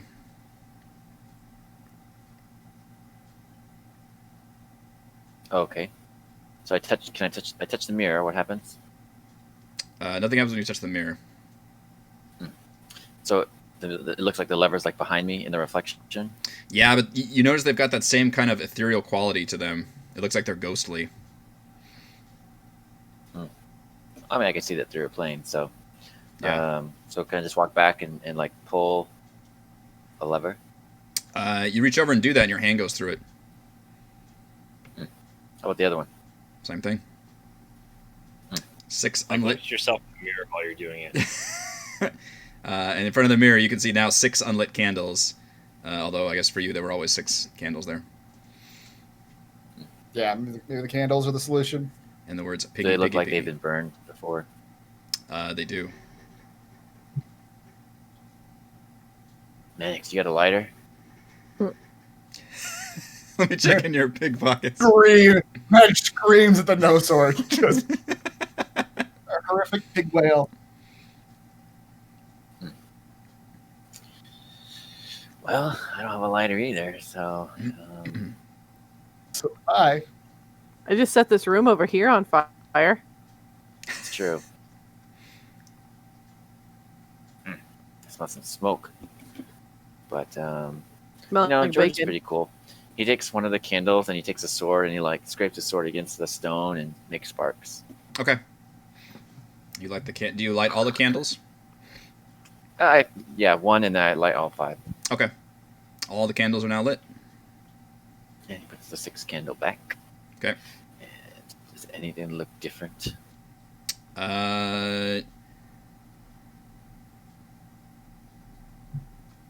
Nothing looks different at the moment.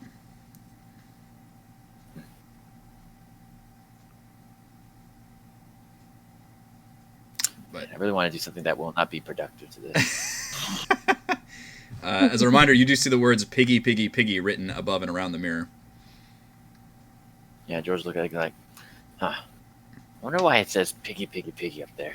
As you say, Manix just screams. as you say those words, Oh no!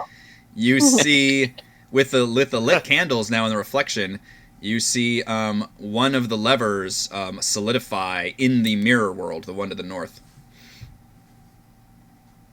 In the mirror, it solidifies, Yeah. but there's still nothing out here. Yeah, but now you could like, by staring at the mirror, you. So reach towards in Yeah, the location.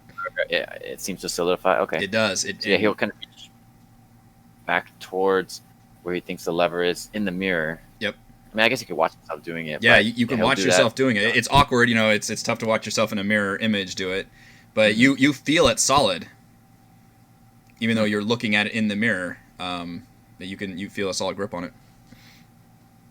Just look at that pig. I figured it out. And he pulls the lever. All right, you pull the lever, and the pentagon lock begins to disengage and retract into the room. I think that's 4 of them. I think Celeste technically never pulled your lever, right? She wouldn't know about it. She would know. Yeah. She was stomps out of there in a pissed. fury. Mm-hmm. The whole room's on fire at this point, by the way. All right. She Well, she burned this bitch to the ground. George leads the pig out of the room, and you see smoke billowing out of that room. Correct? Mhm. Mhm. And pig's still a pig, even though he walked out. Pig is still a pig. All right. Well, come here. Come this way, pig Mannix. You got the fresh Alright. smell of bacon coming from the inside of this room. Oh, It's no. on fire. Did you know I love bacon? Wheels. I like how you're still following me, even though. He's not the brightest pig, is he? Anyway, so wait, is Celeste just standing right there? Kind of, yeah. You just see her like seriously breathing hard and very angry. But fire is coming out of the room to the left. Oh yeah, yeah. There's a lot of smoke. Probably smoke. I don't know if it's actual fire, but Oh, it's fire. I had a jar of alchemist fire. It's fire. oh boy, that was a straw man. What happened? Did you find the lever? Lever. Fine, lever. What lever? I don't know. Seems the secret is to pull levers. There's only food in there. Oh. There Alright, well, was there's some bacon, though. one more room up there, I guess. Although this one has the pentagon shape on it. Are you sure you didn't see a lever in there?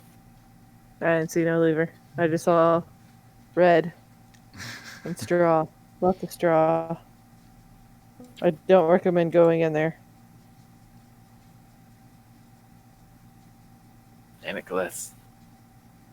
You need to control the fire so we don't burn the bacon. There was a pig. It was Yeah, delicious. he's right here. Pig rip. Oh.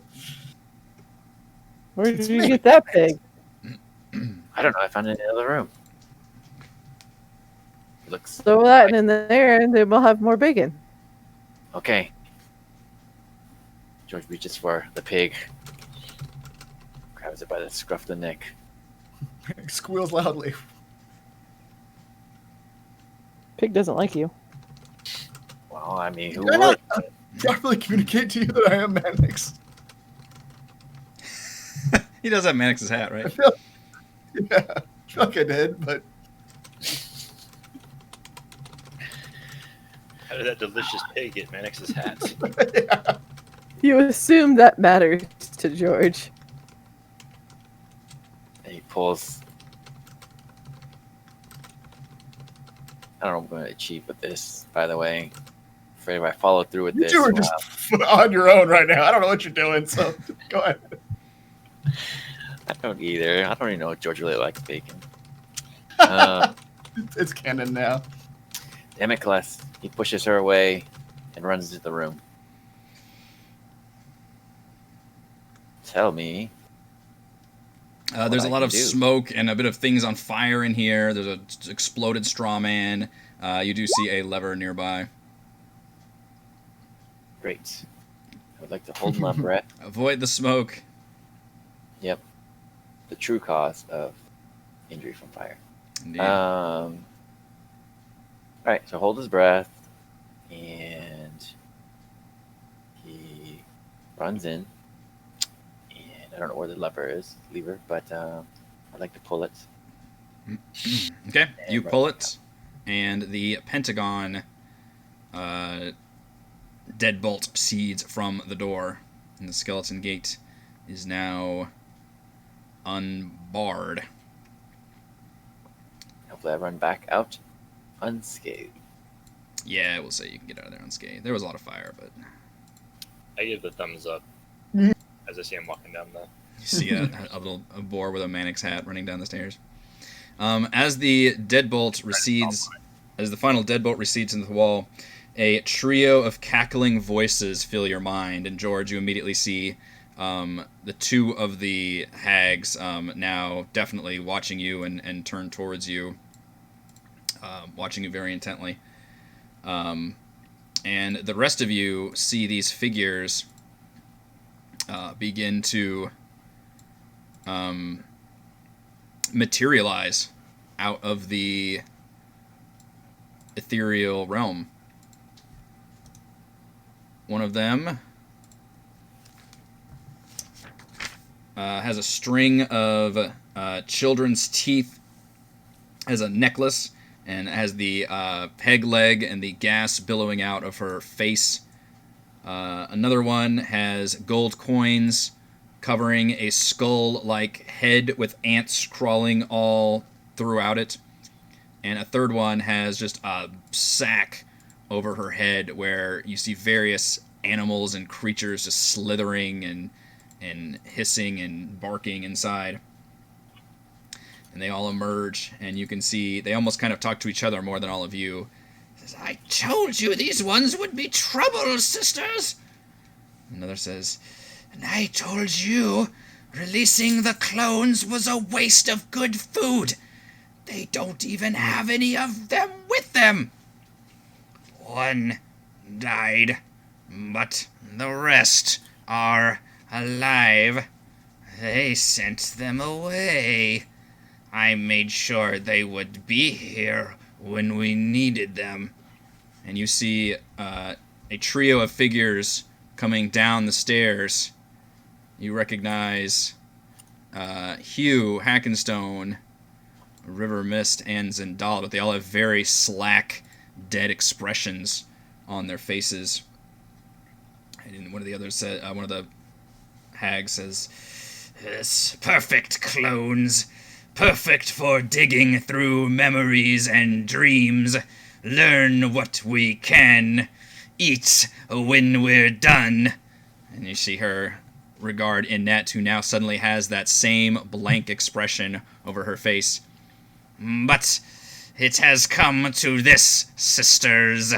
And you see one of the others just kind of does some kind of sigil in the air, and all of your former friends pull weapons and begin to advance on you with that same blank expression on their faces. But let us take a break first, and then we will roll for initiative. Clones. Do clones have souls? Do we care? clones have souls? Never have, never will. But they all have souls. I just don't care. We'll be back in 10. Right.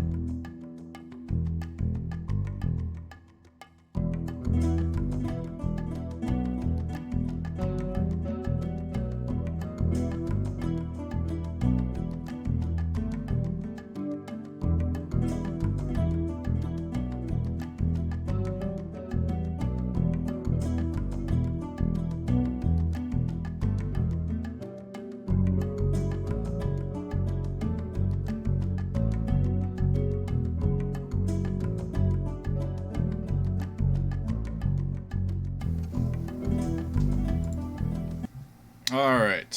Should be coming back from our break here. And I would like for all of you to roll some initiative, please. As you find yourself face to face to face with the Sewn Sisters and what they call clones of your friends. Clones of our previous allies. All right. Do I have the stats of a pig right now? You sure do, boss. And the pig's at dexterity is Oh shit! I gotta put my dexterity back down, don't I? +0. Here's a link to a giant boar.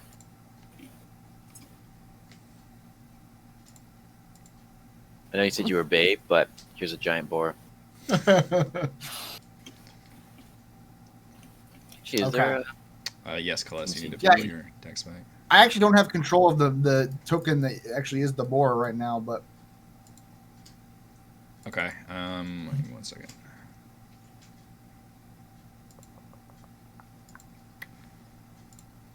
I'll have to give you control of all boars all the time. every boar in this campaign is Every now under my boar for control. the rest of this campaign is now under your control. You are Here, I sent you a link. This is actually a regular boar, not a giant boar. Manix Boar Oh, Man. good. Alright, you should have access and control over the token and the sheet.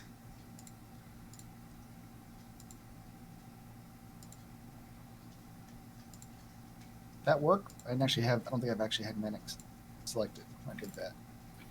It says boar. Oh, it does. Well, I Yeah. mean, it's not showing up. Oh, there it is on the tracker. It should have been the original one I rolled.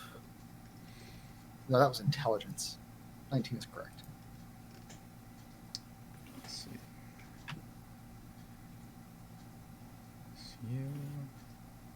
You. Wow, did I actually roll pretty well in my initiatives? Jeez. Look at that. Also, before we get started, we talked about how we had a giant cucumber growing in our garden. Mm-hmm. Mm-hmm. Too big, Yep. sir. Too big. Did you just... That fucker No. was not there yesterday. Literally wasn't there yesterday. Oh. This thing exploded over the course of a day. Heather literally like screamed and called me over there like there was a fucking snake in the garden. And I was like, look at No, the that would've been size hard. of this thing. And I was like, oh no, what is it? Like, oh. Yeah, Homegrown right there, kids. because I check the garden every night when I get home, and that fucker was not there yesterday.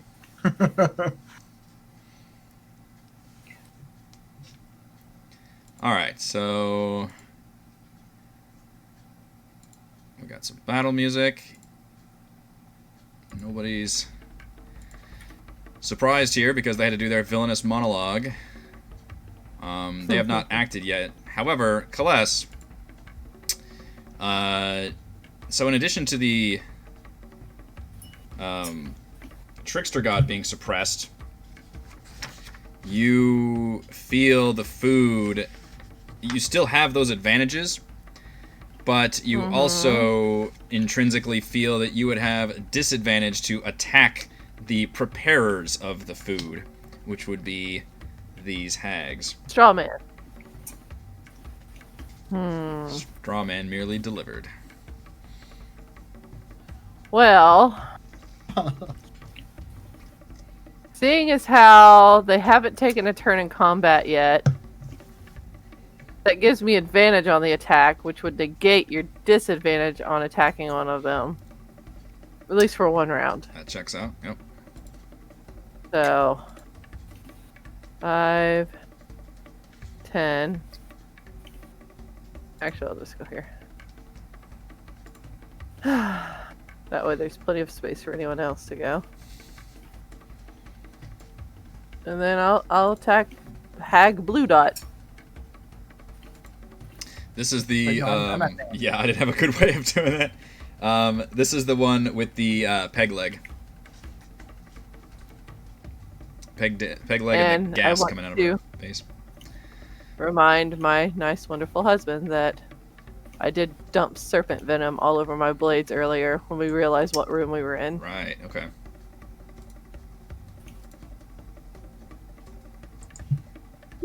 You'll have to remind me what that does. I made a thing. Okay. 19 will hit. You There's a make sneak thing. attack. There's a thing. Do you get sneak attack? Is that an assassin thing if they haven't gone yet? If I have advantage, I get sneak attack. They did not have And yeah. advantage. Well, I would have had advantage, but True, but you do not have advantage. And you don't have any allies within 5 feet of her. there's another reason I got it.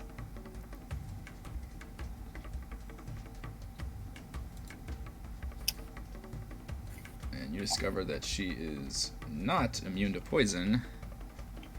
So that is going to be a con save. Mm-hmm. Well, fine. Take the sneak attack off then. DC 11. Alright, she does save, but you get to roll the damage because it's a half save. So you can roll 3d6, and then she takes the 14 regardless.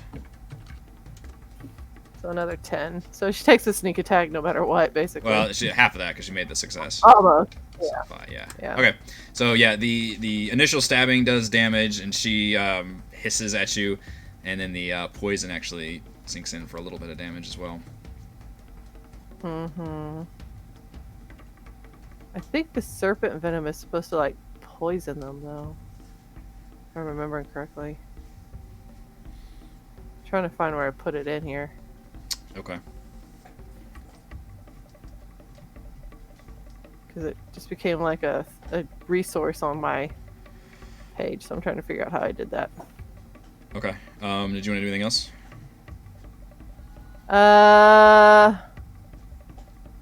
Yeah. Might as well. That'll hit as well. Max damage. There you go. Come up and give her a few stabbings for good measure.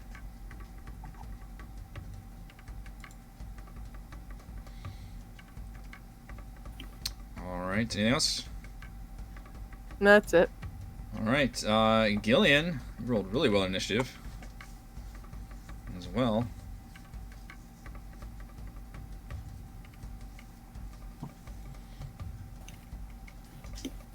Okay, so these two down here, it's hard to see up there. There's like three up there, 3 guys up there maybe.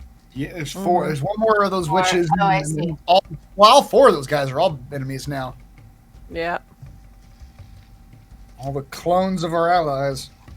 Oh, Georgia says, Mannix, if you're in there, I found Zandala. He points. What? George says, Mannix, if you're in there, I found Zandala. Max squeals angrily.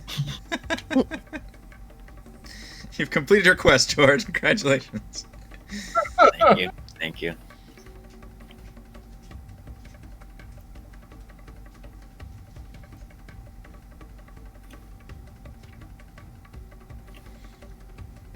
Where'd you point, George? Like, do you actually see her standing somewhere? Fine. Point to where you see. Point out that I can only see 30 Isn't feet. this her? Forget it. Forget it.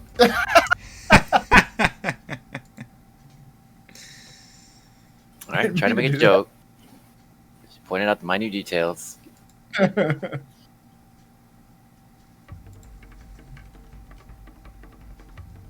Oh, right, yeah. You're supposed to only see 30.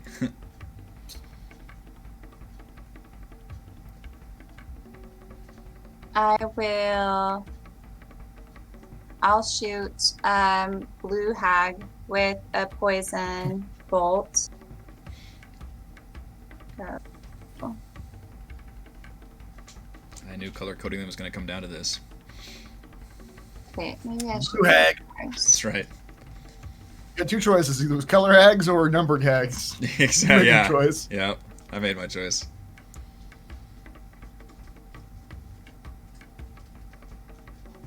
Do I? So if I stand like here from there, do I get a flanking bonus? No. Or I guess. It, Okay. it would be directly across. Yeah. Okay. I'll just go ahead and move forward then. And yeah, so we're gonna shoot with my crossbow. And then I guess I have to click poison bolts for the damage. Wait, that doesn't seem right. Is that right? It's a lot of damage. No, That's but an I think attack roll. if you click the if you hit poison bolts now, you should see Oh, the I damage. see. Yeah. Okay. Okay. There you 8. go. Yeah. And then I will slash with my rapier. That's a 12. 12 looks like it's going to go sailing past her. Or sorry, but the blade goes too far in one direction. The old woman appears sprier than she looks.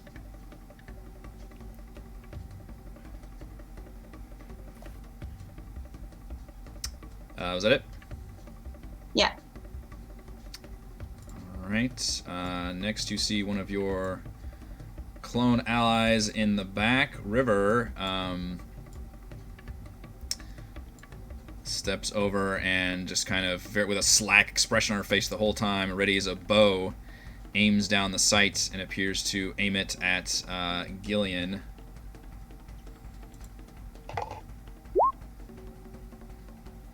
She did not have disadvantage there, sorry, but she rolled a 20 anyway. Although not a dirty 20, as we say.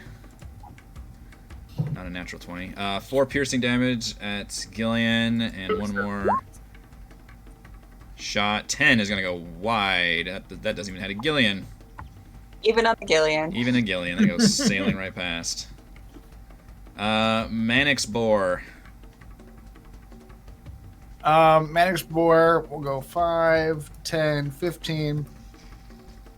And I assume because he's a medium creature, can I run underneath the legs of this earth elemental? I would allow it because it's hysterical. Yep. A boar will come. Deathly afraid of boars. Turns out, Theron is gonna Elephant stomp as a reflex. It's just like an Quick. avalanche as you thread the earth legs. Mannix is going to charge a red hag through the legs of the earth elemental. All right, that's the one with the ant, the bear skull and ants crawling all over her Okay, face. I put my legs together, and then on the count of 3, I just like whip them apart. And board shoots out. Shoots out. This is Right. This is the cauldron, by the It's a way. move.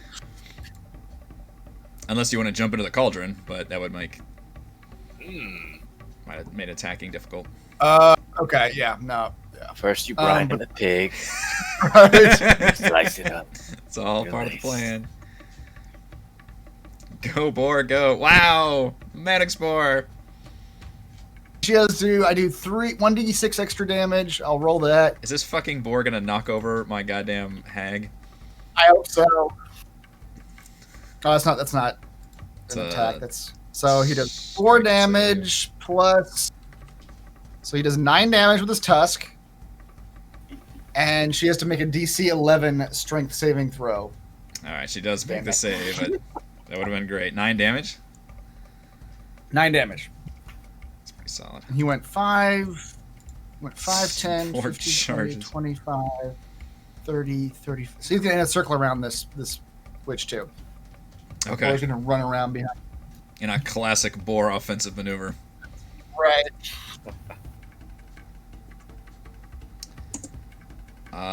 Okay. Or has no bonus action. Oh, we should have done a dex off, my bad. Go ahead and we'll let you go first, I guess. Put a little, like, 0.5 or something by you. I forgot you were actually timed. Okay. But that's fine. Okay. Oh, boy. So let's take the blue hag. I'm going to start doing it, too. And she is going to... Does she have...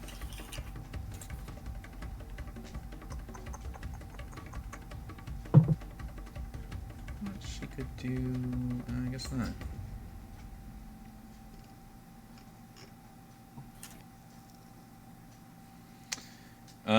She will cast a spell as her hands light up with necromantic energy. Oh. And This will be fun. she will attempt to grab on to Kaless. Let's see if this actually works. Great. That was an atrocious No. roll. I rolled a 4. I break her finger. She curses. Yeah, she like reaches out a hand, and you deftly dodge out of the way, and her eyes narrow down.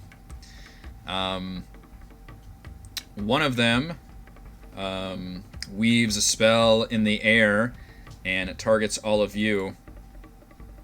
And she is going to cast this at a 4th level hold person.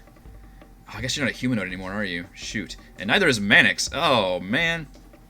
Well, let's say 3rd level then, because there's only 3 fucking humanoids here. Because it's, yeah, 2nd level you get 1. Or no, that's right, because 2nd level you get 1, 3rd level you get 2, and 4th level, yeah, so I'll still do 4th level. That's 3 people. Yeah. So they'll, targeting Gillian, Kaless, and George. I need the 3 of you to make wisdom saving throws to avoid being paralyzed. Wisdom Is this saving spell? throws?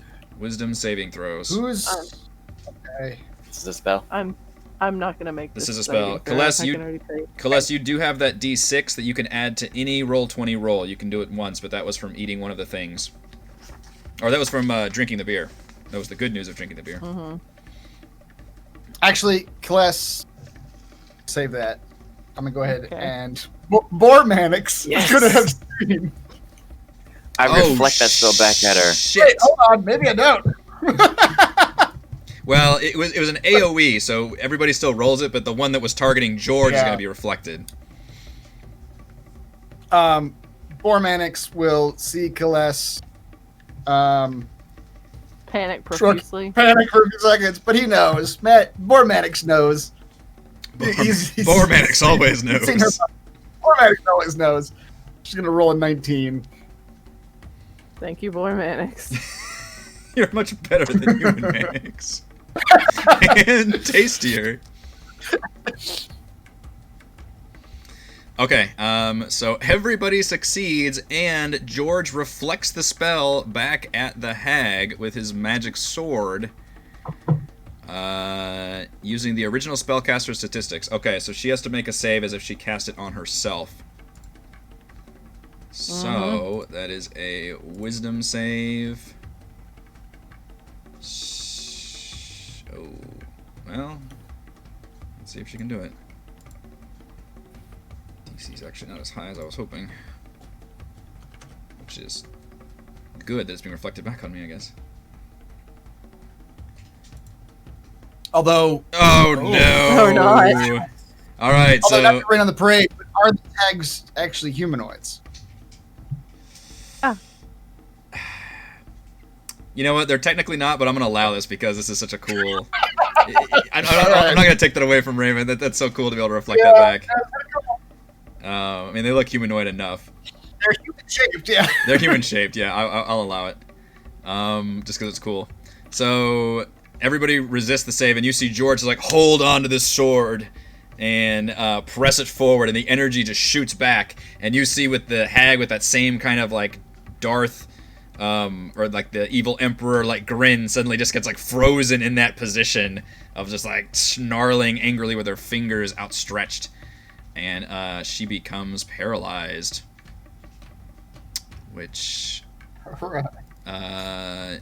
she can repeat at the end of each turn. But she is And currently... I appreciate that because I think that's the first time it's ever worked. I think so. That's Yeah. pretty cool that it happened. You've had that sword for a while. Go off on too. Yeah. And the third one was I've got 3 of them, is now kind of worried about what just transpired there. So she will step here, and she is going to just fire a lightning bolt directly south, and making sure not to target George, just targeting Kaless and the Theron Elemental. Which looks like... Shoot, did I not put lightning bolt in here?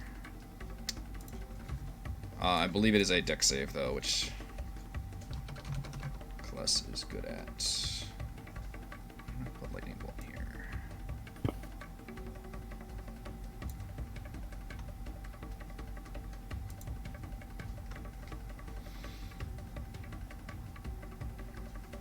Yeah, I need a dex save from Kaless and the Theron Elemental. Elemental. They're mental. Theron Elemental. Ooh, Oh my that was God. That's not it. Oh, wow. You rolled a 2. I did. I'm not rolling well tonight, you guys.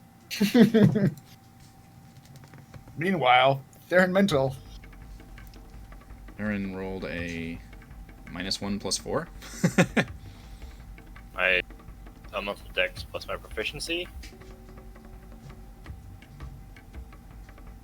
Are you proficient in save. dex saves? Oh. It doesn't matter. 18 is high enough. I don't know what your formula is, but 18 is high enough regardless. It'll be 17. Or 17, yeah. So, ironically, the rogue is going to take the full... boy, I rolled bad damage. I rolled really Go bad on. damage. What kind of 19. damage? It's lightning damage. How do rocks feel about lightning? This is the point where I feel okay about lightning. this is the point where the rogue reminds the DM that she has evasion and will only take half damage. Always. Oh, even if you fail, you get to take half? If I'd succeeded, I would have taken Oh, no damage. Okay. 0. Alright, well, you both take half of that damage then, because Theron did make the save. And then you see Inette, and she will lovingly touch the hag.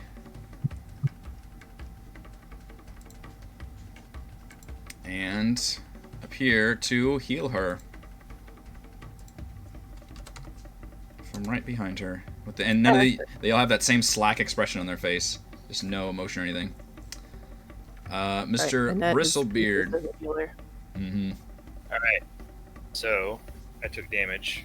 So let's see if I go insane or not. Oh, yeah. Yeah.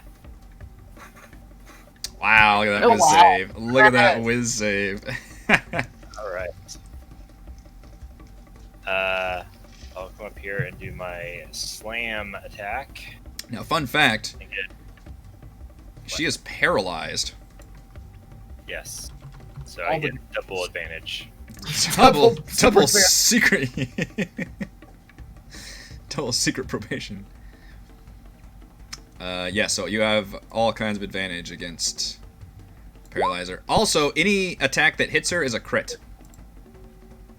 What? Wow. Yeah, if they're Okay. paralyzed, attack rolls have advantage, and if you hit them, it's an automatic crit.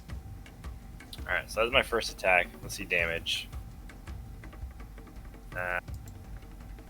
So that plus another 2d8. Yeah, do I roll a 1d6 again too? Yeah, you do. Oh, You that's roll the good. dice again. Yeah. Earth Elemental's gonna punish this paralyzed hag so Yeah. badly. Pound her into witch mush. Yeah, for 30 damage. 30 damage. All right, with one attack. Second attack.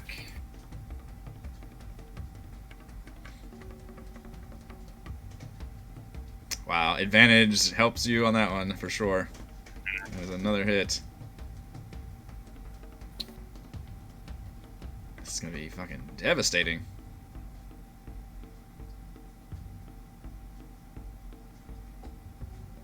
Oh boy, that was a much better crit. What was that? 35 total? 35. Oh my goodness, 65 damage on that Earth Elemental, just pounding into that hag. She is still standing, still with that awkward expression, What? but yeah, she took a huge beating there. The other hags immediately look concerned, at least, well, one of them's got a bag over her head. The other one looks concerned. The creatures inside squirm in a worried fashion. Yeah, the creatures squirm worriedly. That's my turn. All right. You see. Let's see. What can I do here?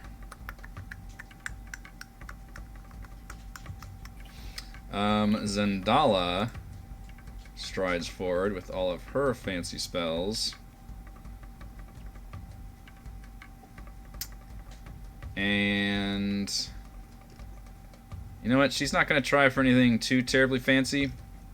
She is just going to lob a fireball into the back of the room Oh, Yep. nothing too fancy. to hit I remember her character sheet. It was George. supposed to be fun. to hit George, Gillian, Kaless, and Theron Elemental. Just targeting right by the skeleton gate and just whoosh, blowing up right there. Dexterity saving And throw. she is going to be casting that at the 4th. Yeah, it's a dex save. The 4th level, which is going to be for 37 damage for a DC 16 dexterity save from the 4 of you. Damn it. Kaless! Such bad rolls. Oh wait, I have the D6. You do have the D6. I could use it here. Yeah, you're almost there. Clearly, yeah. So yeah. Oof. That's a Theron's wrong making save. things up. Yeah, screw it. I'll use it here. I don't want to take 30 some odd damage. Yeah, it looks like everybody's going to pass except for George. 17. So 17, yeah. So 16 makes it. 17 makes it. 11 doesn't. Okay, so all of you take half of 37 except George, who takes the full 37 fire damage. Because Yikes. I made it, I take nothing. That is true. Evasion. What is half of 37? 18? Hmm. Yeah.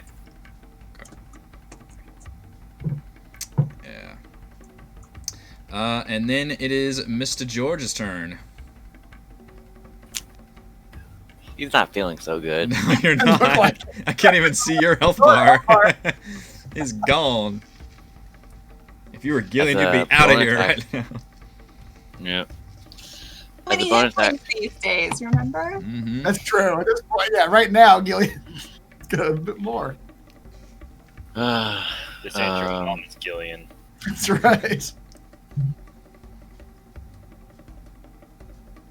Oh, I take a hate deep to breath. remind the DM he should have rolled for a bunch of his people too. For what? What's going on? Why you look? What's happening? Yeah, I don't know what George is doing. Because a on fireball me. spell has a 20-foot radius. Well, yeah, so he would have caught 3 of his people in it. I cast it in the corner down there somewhere.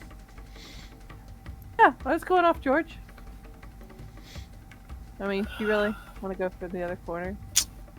Damn it, Zandala. We were supposed to rule the world together.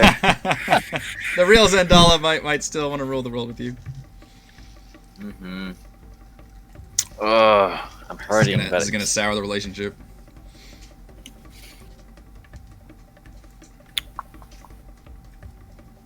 All right.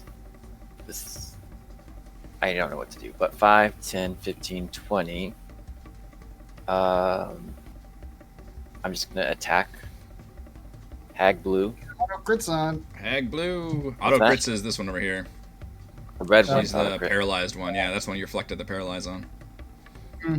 She'll lose her turn also. She doesn't get to repeat the save till the end of her next turn. Hmm.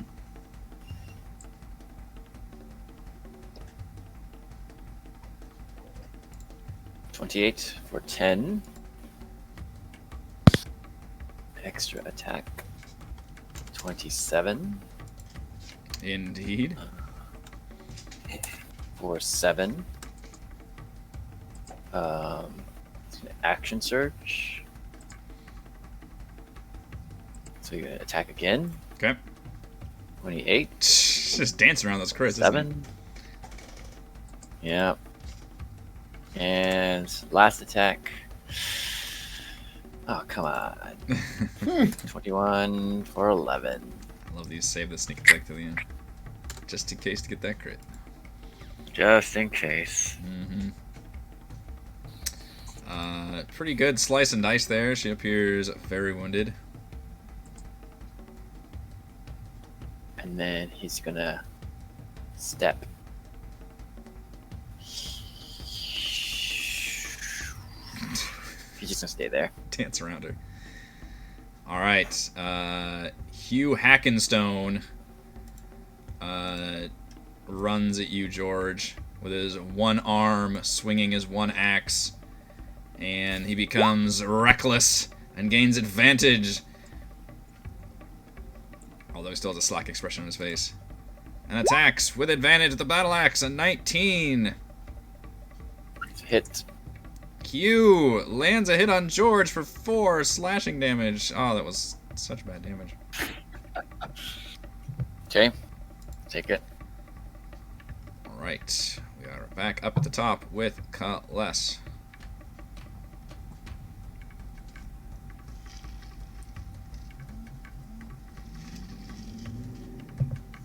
I hit her, I now have disadvantage.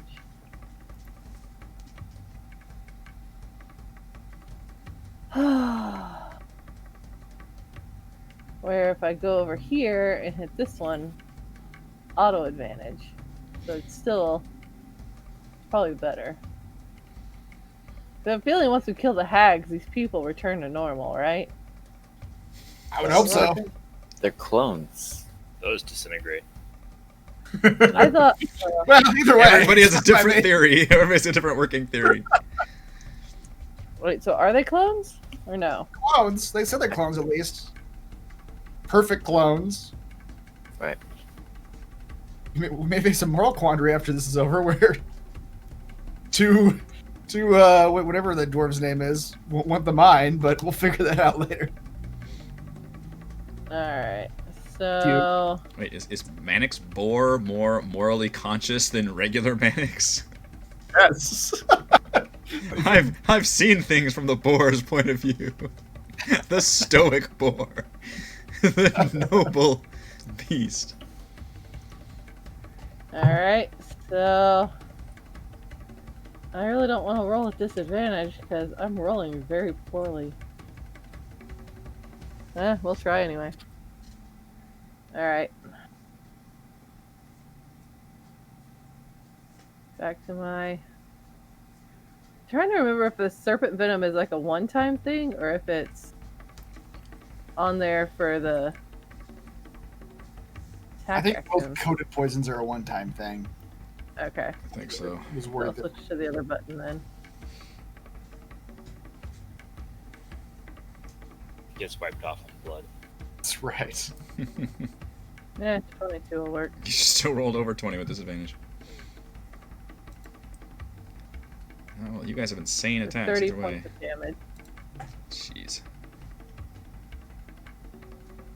And yes, I get that now because there is somebody within 5 feet. It's a lot of somebody's, yeah. Alright, that hag's looking pretty messed up now. Oh, now I know what I should have done. Damn it. Oh well.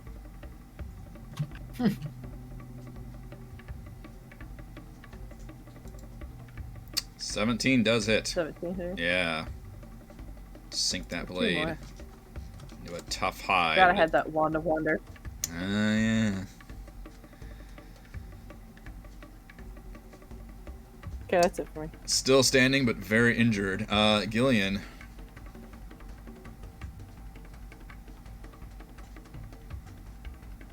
I will cast Mass Cure Wounds.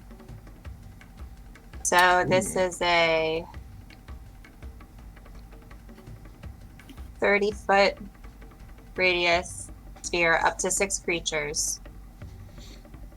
So that can reach all of us. Yay. Oh, bless you, Gillian. 15 is not excellent, but oh well. It's all right. Yeah, Yeah. I'll take it. 24. I've done better. She's upset with herself. Very perfectionist with her healing. Yeah. And then I'll use my bonus action to also cast Healing Word on George. Yeah. Oh, thank you. That George turtle going- back up to fighting. Yeah, shape. back from the brink. Another 14. Sweet. That's it. All right. Thank you, Gillian. This shall be remembered. River will shoot at George here, being the closest.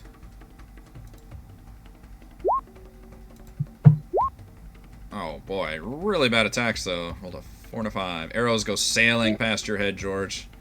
Mr. Manix See, Boar. River, now you're just making Mannix's disdain for you that much more reasonable.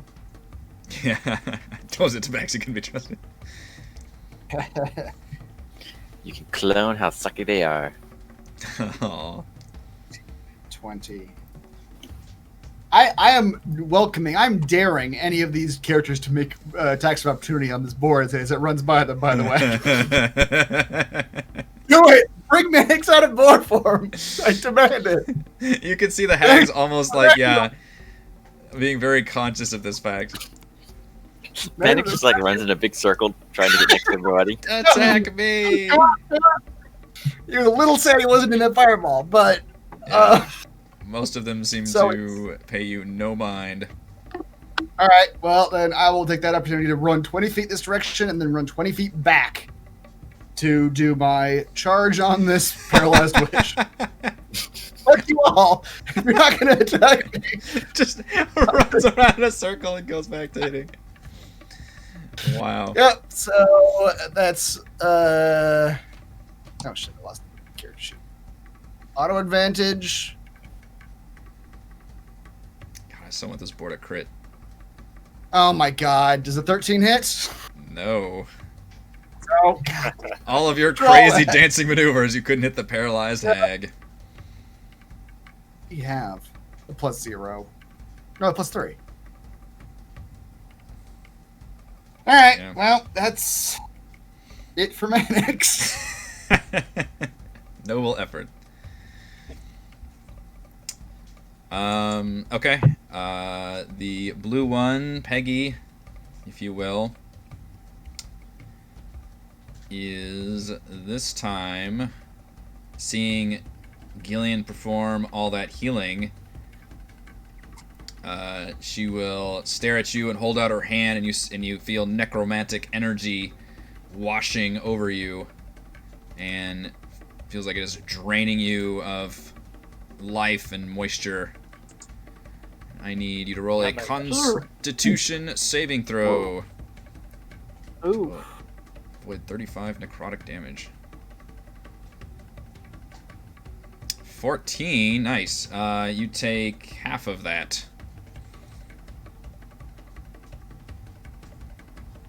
17 necrotic damage. 17. Then the back one. What am I gonna do with you, back one?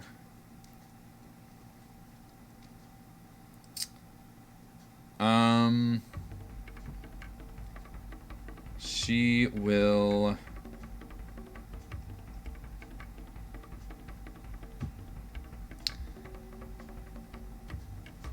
She's gonna try to get up another hold person, but this one's gonna be at. Let's see. This one's gonna have to be at second level, I believe. She'll target not George. She'll target Kaless. So I need a wisdom save to to avoid being paralyzed. Ugh. Now I'm gonna wish I'd saved that 1d6. Oh, right.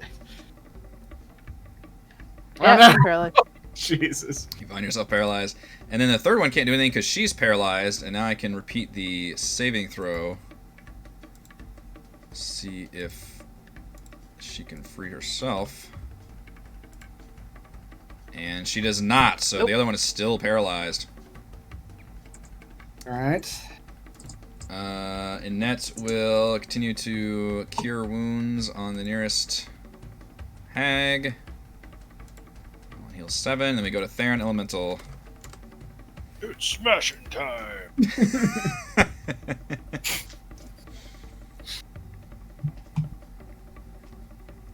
Theron has turned into a thing. Mm-hmm.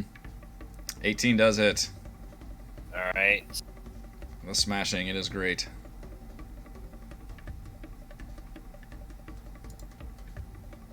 It's a crit though, right?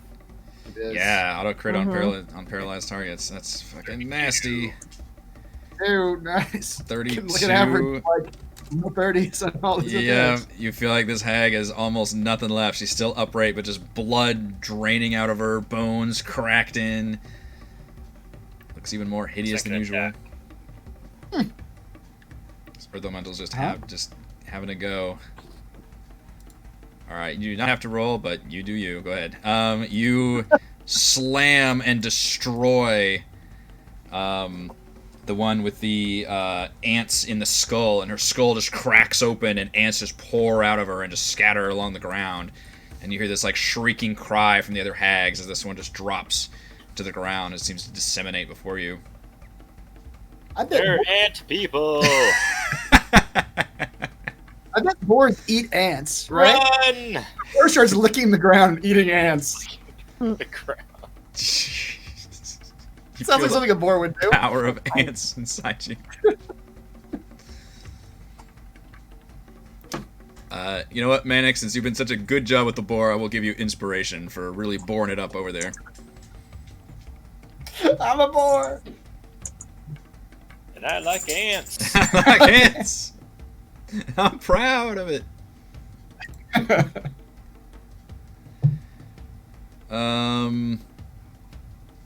Sandala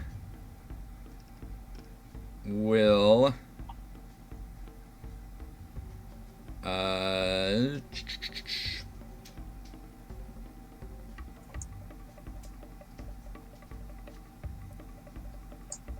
that's not very good.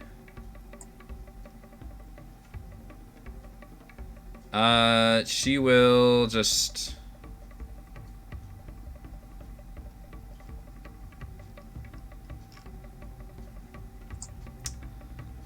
could do that one. She's gonna point her finger and attempt to dominate George with a wisdom Oh. save. Oh no. Oh man, glad that's George and not me. You're paralyzed. She Uh, attempts to wisdom take saving control of you. It's throw. a wisdom saving throw, yep.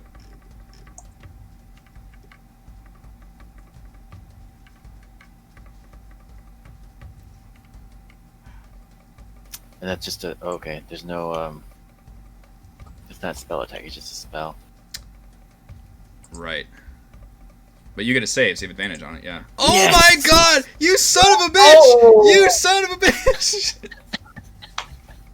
What? Never months and months, and then What? it happens twice in battle. Holy shit! Alright, the spell gets reflected back at Zendala, who now has to make the save. I don't even know how that Oh would my work. You God. dominate yourself.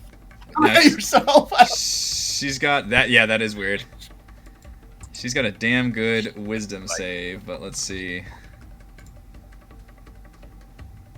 Alright, she does succeed against it, but I feel like the actual like logistics of that would probably not just make it nothing happens anyway because she'd be dominating herself.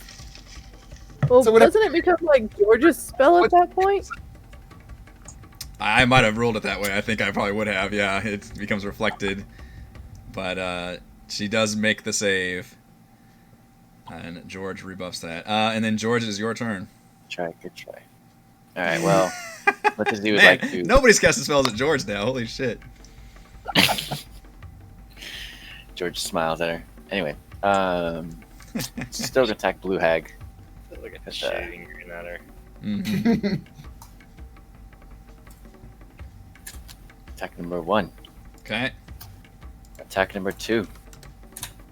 Hits keep on coming. Finally. She looks like Attack she is number 3. losing blood left and right. George, how would you like 11. to kill the one with the peg leg and the gas face? So he reflects the spell back towards Andala and immediately turns around and starts hacking at her. And Powered with spell energy. cuts off the peg leg as the last swing. Nice. But she tips over. Her whole body deflates and just gas spills out of it, and you hear the last hag just give up a screaming cry that just kind of echoes throughout the room. No, sisters, no! But then it comes out as you hear meows and hisses as these various animals pop out of the bag of the one who's still alive.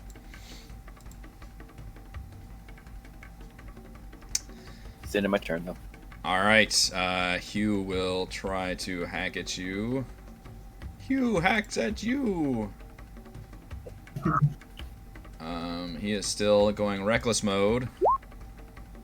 16 is not going to hit. You all have advantage against Hugh, by the way, because he's being reckless. Poor reckless Hugh. Do that. Kaless, you are paralyzed, so give me another wisdom saving throw.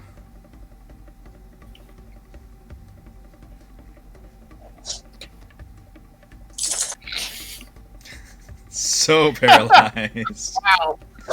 So paralyzed. Good done here. Gillian. I have a cat. I'm good. Yep.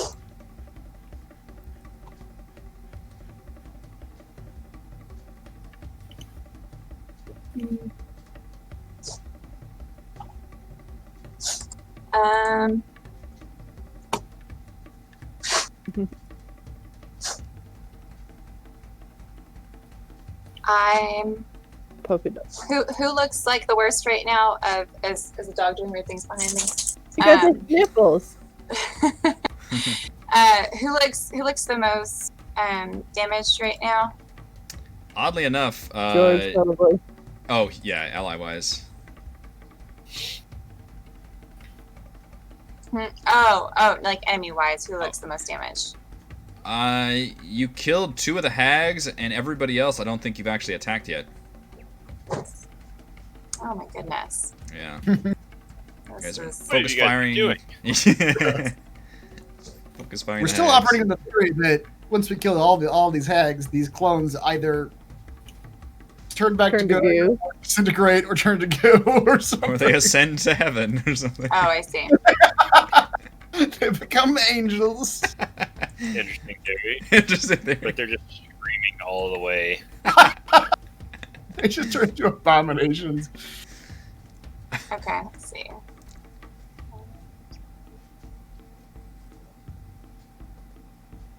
So I'm gonna move here.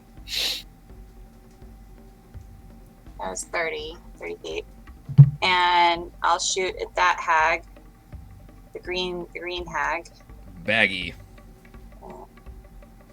Oh, that's not gonna. Hold on, let's see if I have anything. I'm going to spend a luck point to try again on that. So I roll a d20, and then I have to choose which roll I use, right? Yeah. I get so confused about this. It's Whenever you basically- make an attack roll, you can spend 1 luck point to roll an additional 1d20. Yeah. That's better. That's better. I'm going to use that. Yeah, that didn't even include your And then bonus. No, it didn't.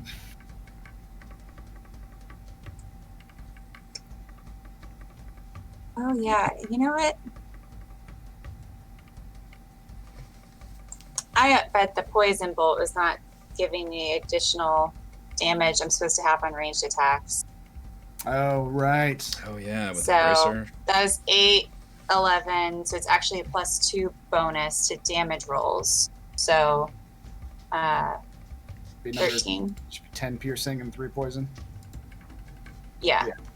So 13. Okay. Slams into the last witch back there. And then I'm going to heal myself a little bit. Just for good measure.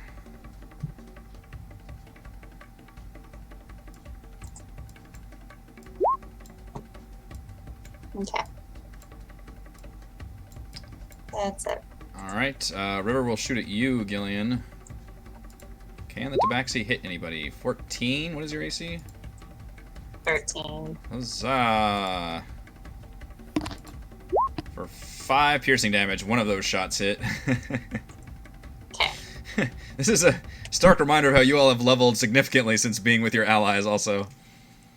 And they have, This is a confirmation of Manix's already existing bias towards against the tabaxi. Yeah, that tabaxi can't hit. And it's your turn, Manix Boar. Manix Boar will run back to the legs of this earth elemental. And then turn around and run back to the legs of the earth elemental. Accidentally braining another itself on one of the elemental's legs.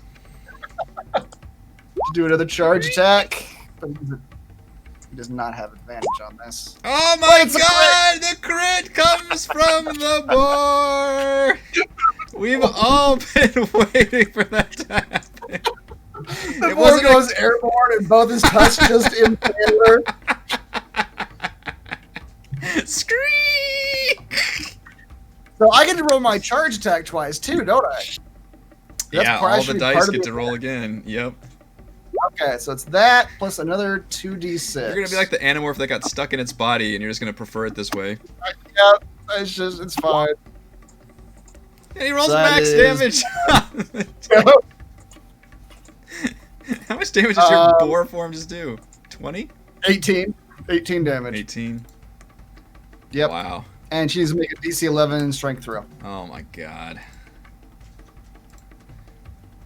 One of these I days. feel like with a 20, that should have disadvantage on that, but that's just me. Ah, she fails! That's Manix the Boar. peak of this board's existence right here, folks. Oh, don't sell yourself short. You could have more. You fling yourself and go airborne at the hag, knocking her over and just impaling her with tusks. She gives off a cry of shock and then fear as this boar comes hurtling towards her. Alright, that'll do it for me. She's on the ground.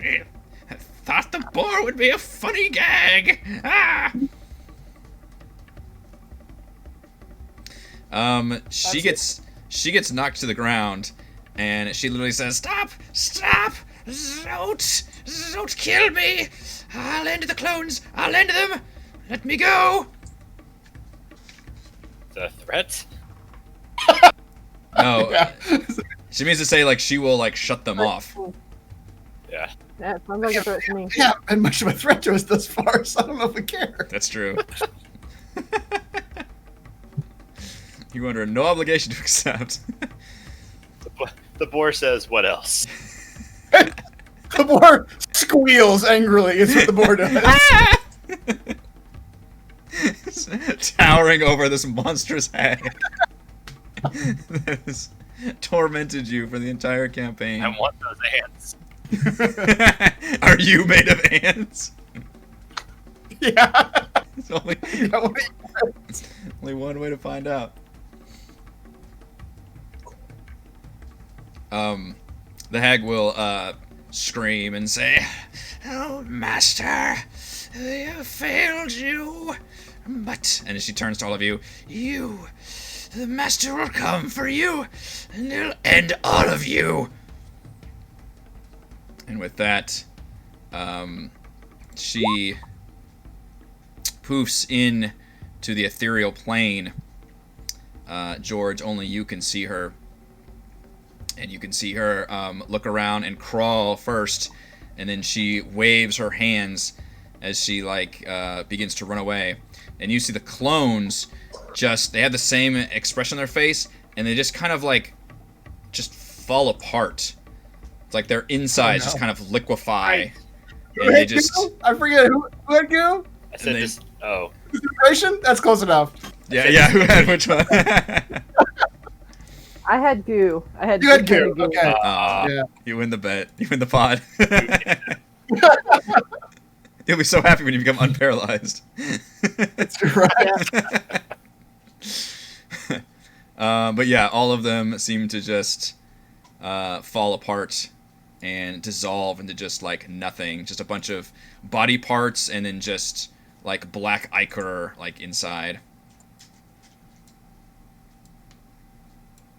Well, okay, I guess we don't have to face any moral quandaries now. Yeah. That was made for you. All right, Mannix is still a fucking bore after that whole fight. And you did wonderfully. You really stepped up. Jesus. This is in Mannix's best form yet. Honestly. I mean, you tried the UNT thing out, and now we're trying the boar thing out. Just seeing how it works. So, we think that if you get hurt, you turn back into a I think so. man. That's Mannix's. You should let the Earth Elemental punch you just to find out. Well, Only 11 damage, by the way. Boar only has 11 health. Do you squeal that at them? Boar squeals. And Theron, you hear, oh, he can take it. He can take all of it. It's clearly a boast. I'll go up to the boar and just like rip out a tuft of hair. That'll do it. I don't. You would have to do actual damage to it. Just like a little piece. I mean, have you had? Just How long has it been punch- since you had like like your? hair on your normal attacks. That would be fine. He's asking for All it. Take 5. Your slam attacks? Okay. No. Hold on. What? He only knows one speed: smashing to a pole. That'll hit a boar. 11 will hit a boar. Give me that damage, sir. All right. All right, there you go. A plus. It's 3 over. Three So forward. 11 damage. I don't know. What's DM? Does this work? Do I turn back into Mannix? You do, in fact, turn back into Mannix as Okay. you take 3 damage 3 damage. All right. All right. as you I got left one more over. attack. Mannix, Not all fours on the ground. He just starts back out. you start squealing just out of habit. Yeah. Oh no! He's some kind of hybrid boar monster. Another punch will fix this. Fixed everything but his brain. Yep. That's right. Permanent trauma. I still think we should let Reese roll it just to see if he would have critted. Just to see the terrible damage. What would that? Oh yeah. That wouldn't have even hit Mannix. Wouldn't have been a That Mannix, back true. now. Well, again, we're gonna say that he like punches and just barely, shoom, like right when you come back into your form. You just see that fist hovering right next to you. So at this point, the Sewn Sisters mostly lie dead. The clones have been liquefied. The room is empty. The skeleton gate lies before you. It is unbarred and unlocked for you all to enter. Do I get my god back? It appears to still be suppressed at the moment, but you also still have all of your other advantages Okay. that you had as well. Suggest we at least take a short rest in this room. Before we, Yeah, so that's before what we I was going to go continue over. on. Okay. So everybody, please, if you're watching this live, vote on this session's MVPC. Winner will earn inspiration. So yeah, what you all can do here is you can short rest, and you all can level up. Oh. Yep, Hey. in a short rest. On a So short rest? I know. Pretty It's short rest. It's happened once before. But yeah. I So mean, I'll you take guys- it. I'm not gonna turn it out at a level. yeah, so. yeah, exactly. So you get all the short rest rules apply, but you also just get to level up to 11, which The obviously HP, does it just go up by however much you roll? your max will go up. Yeah. I'd probably let you actually go. Yeah, you could increase your current and your max you roll by a that 10, 1d. you Yeah, can- exactly. yeah. Yep. Okay. Yeah. So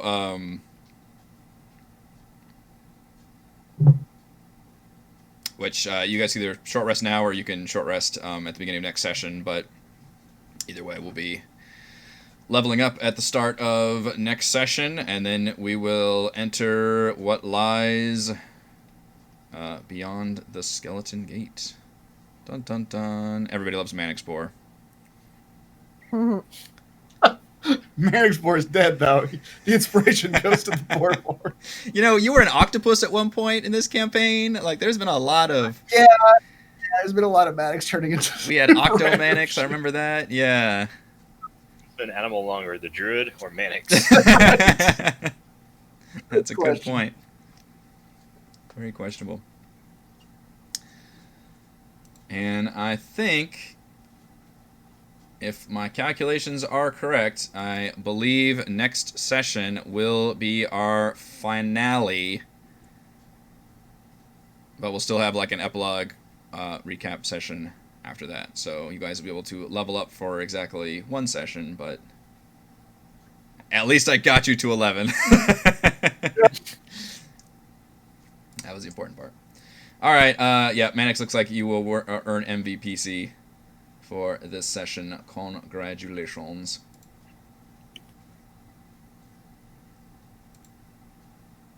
Where's my music at? All right, thank you to Chris, Heather, Rochelle, Raymond, and Reese for playing. Thank you to all of our wonderful fans for watching. You can go to roguewatson.com for recaps, patreon.com/roguewatson. You can support the channel.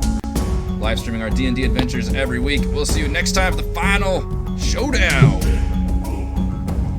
Everyone versus Manix. Done. Done.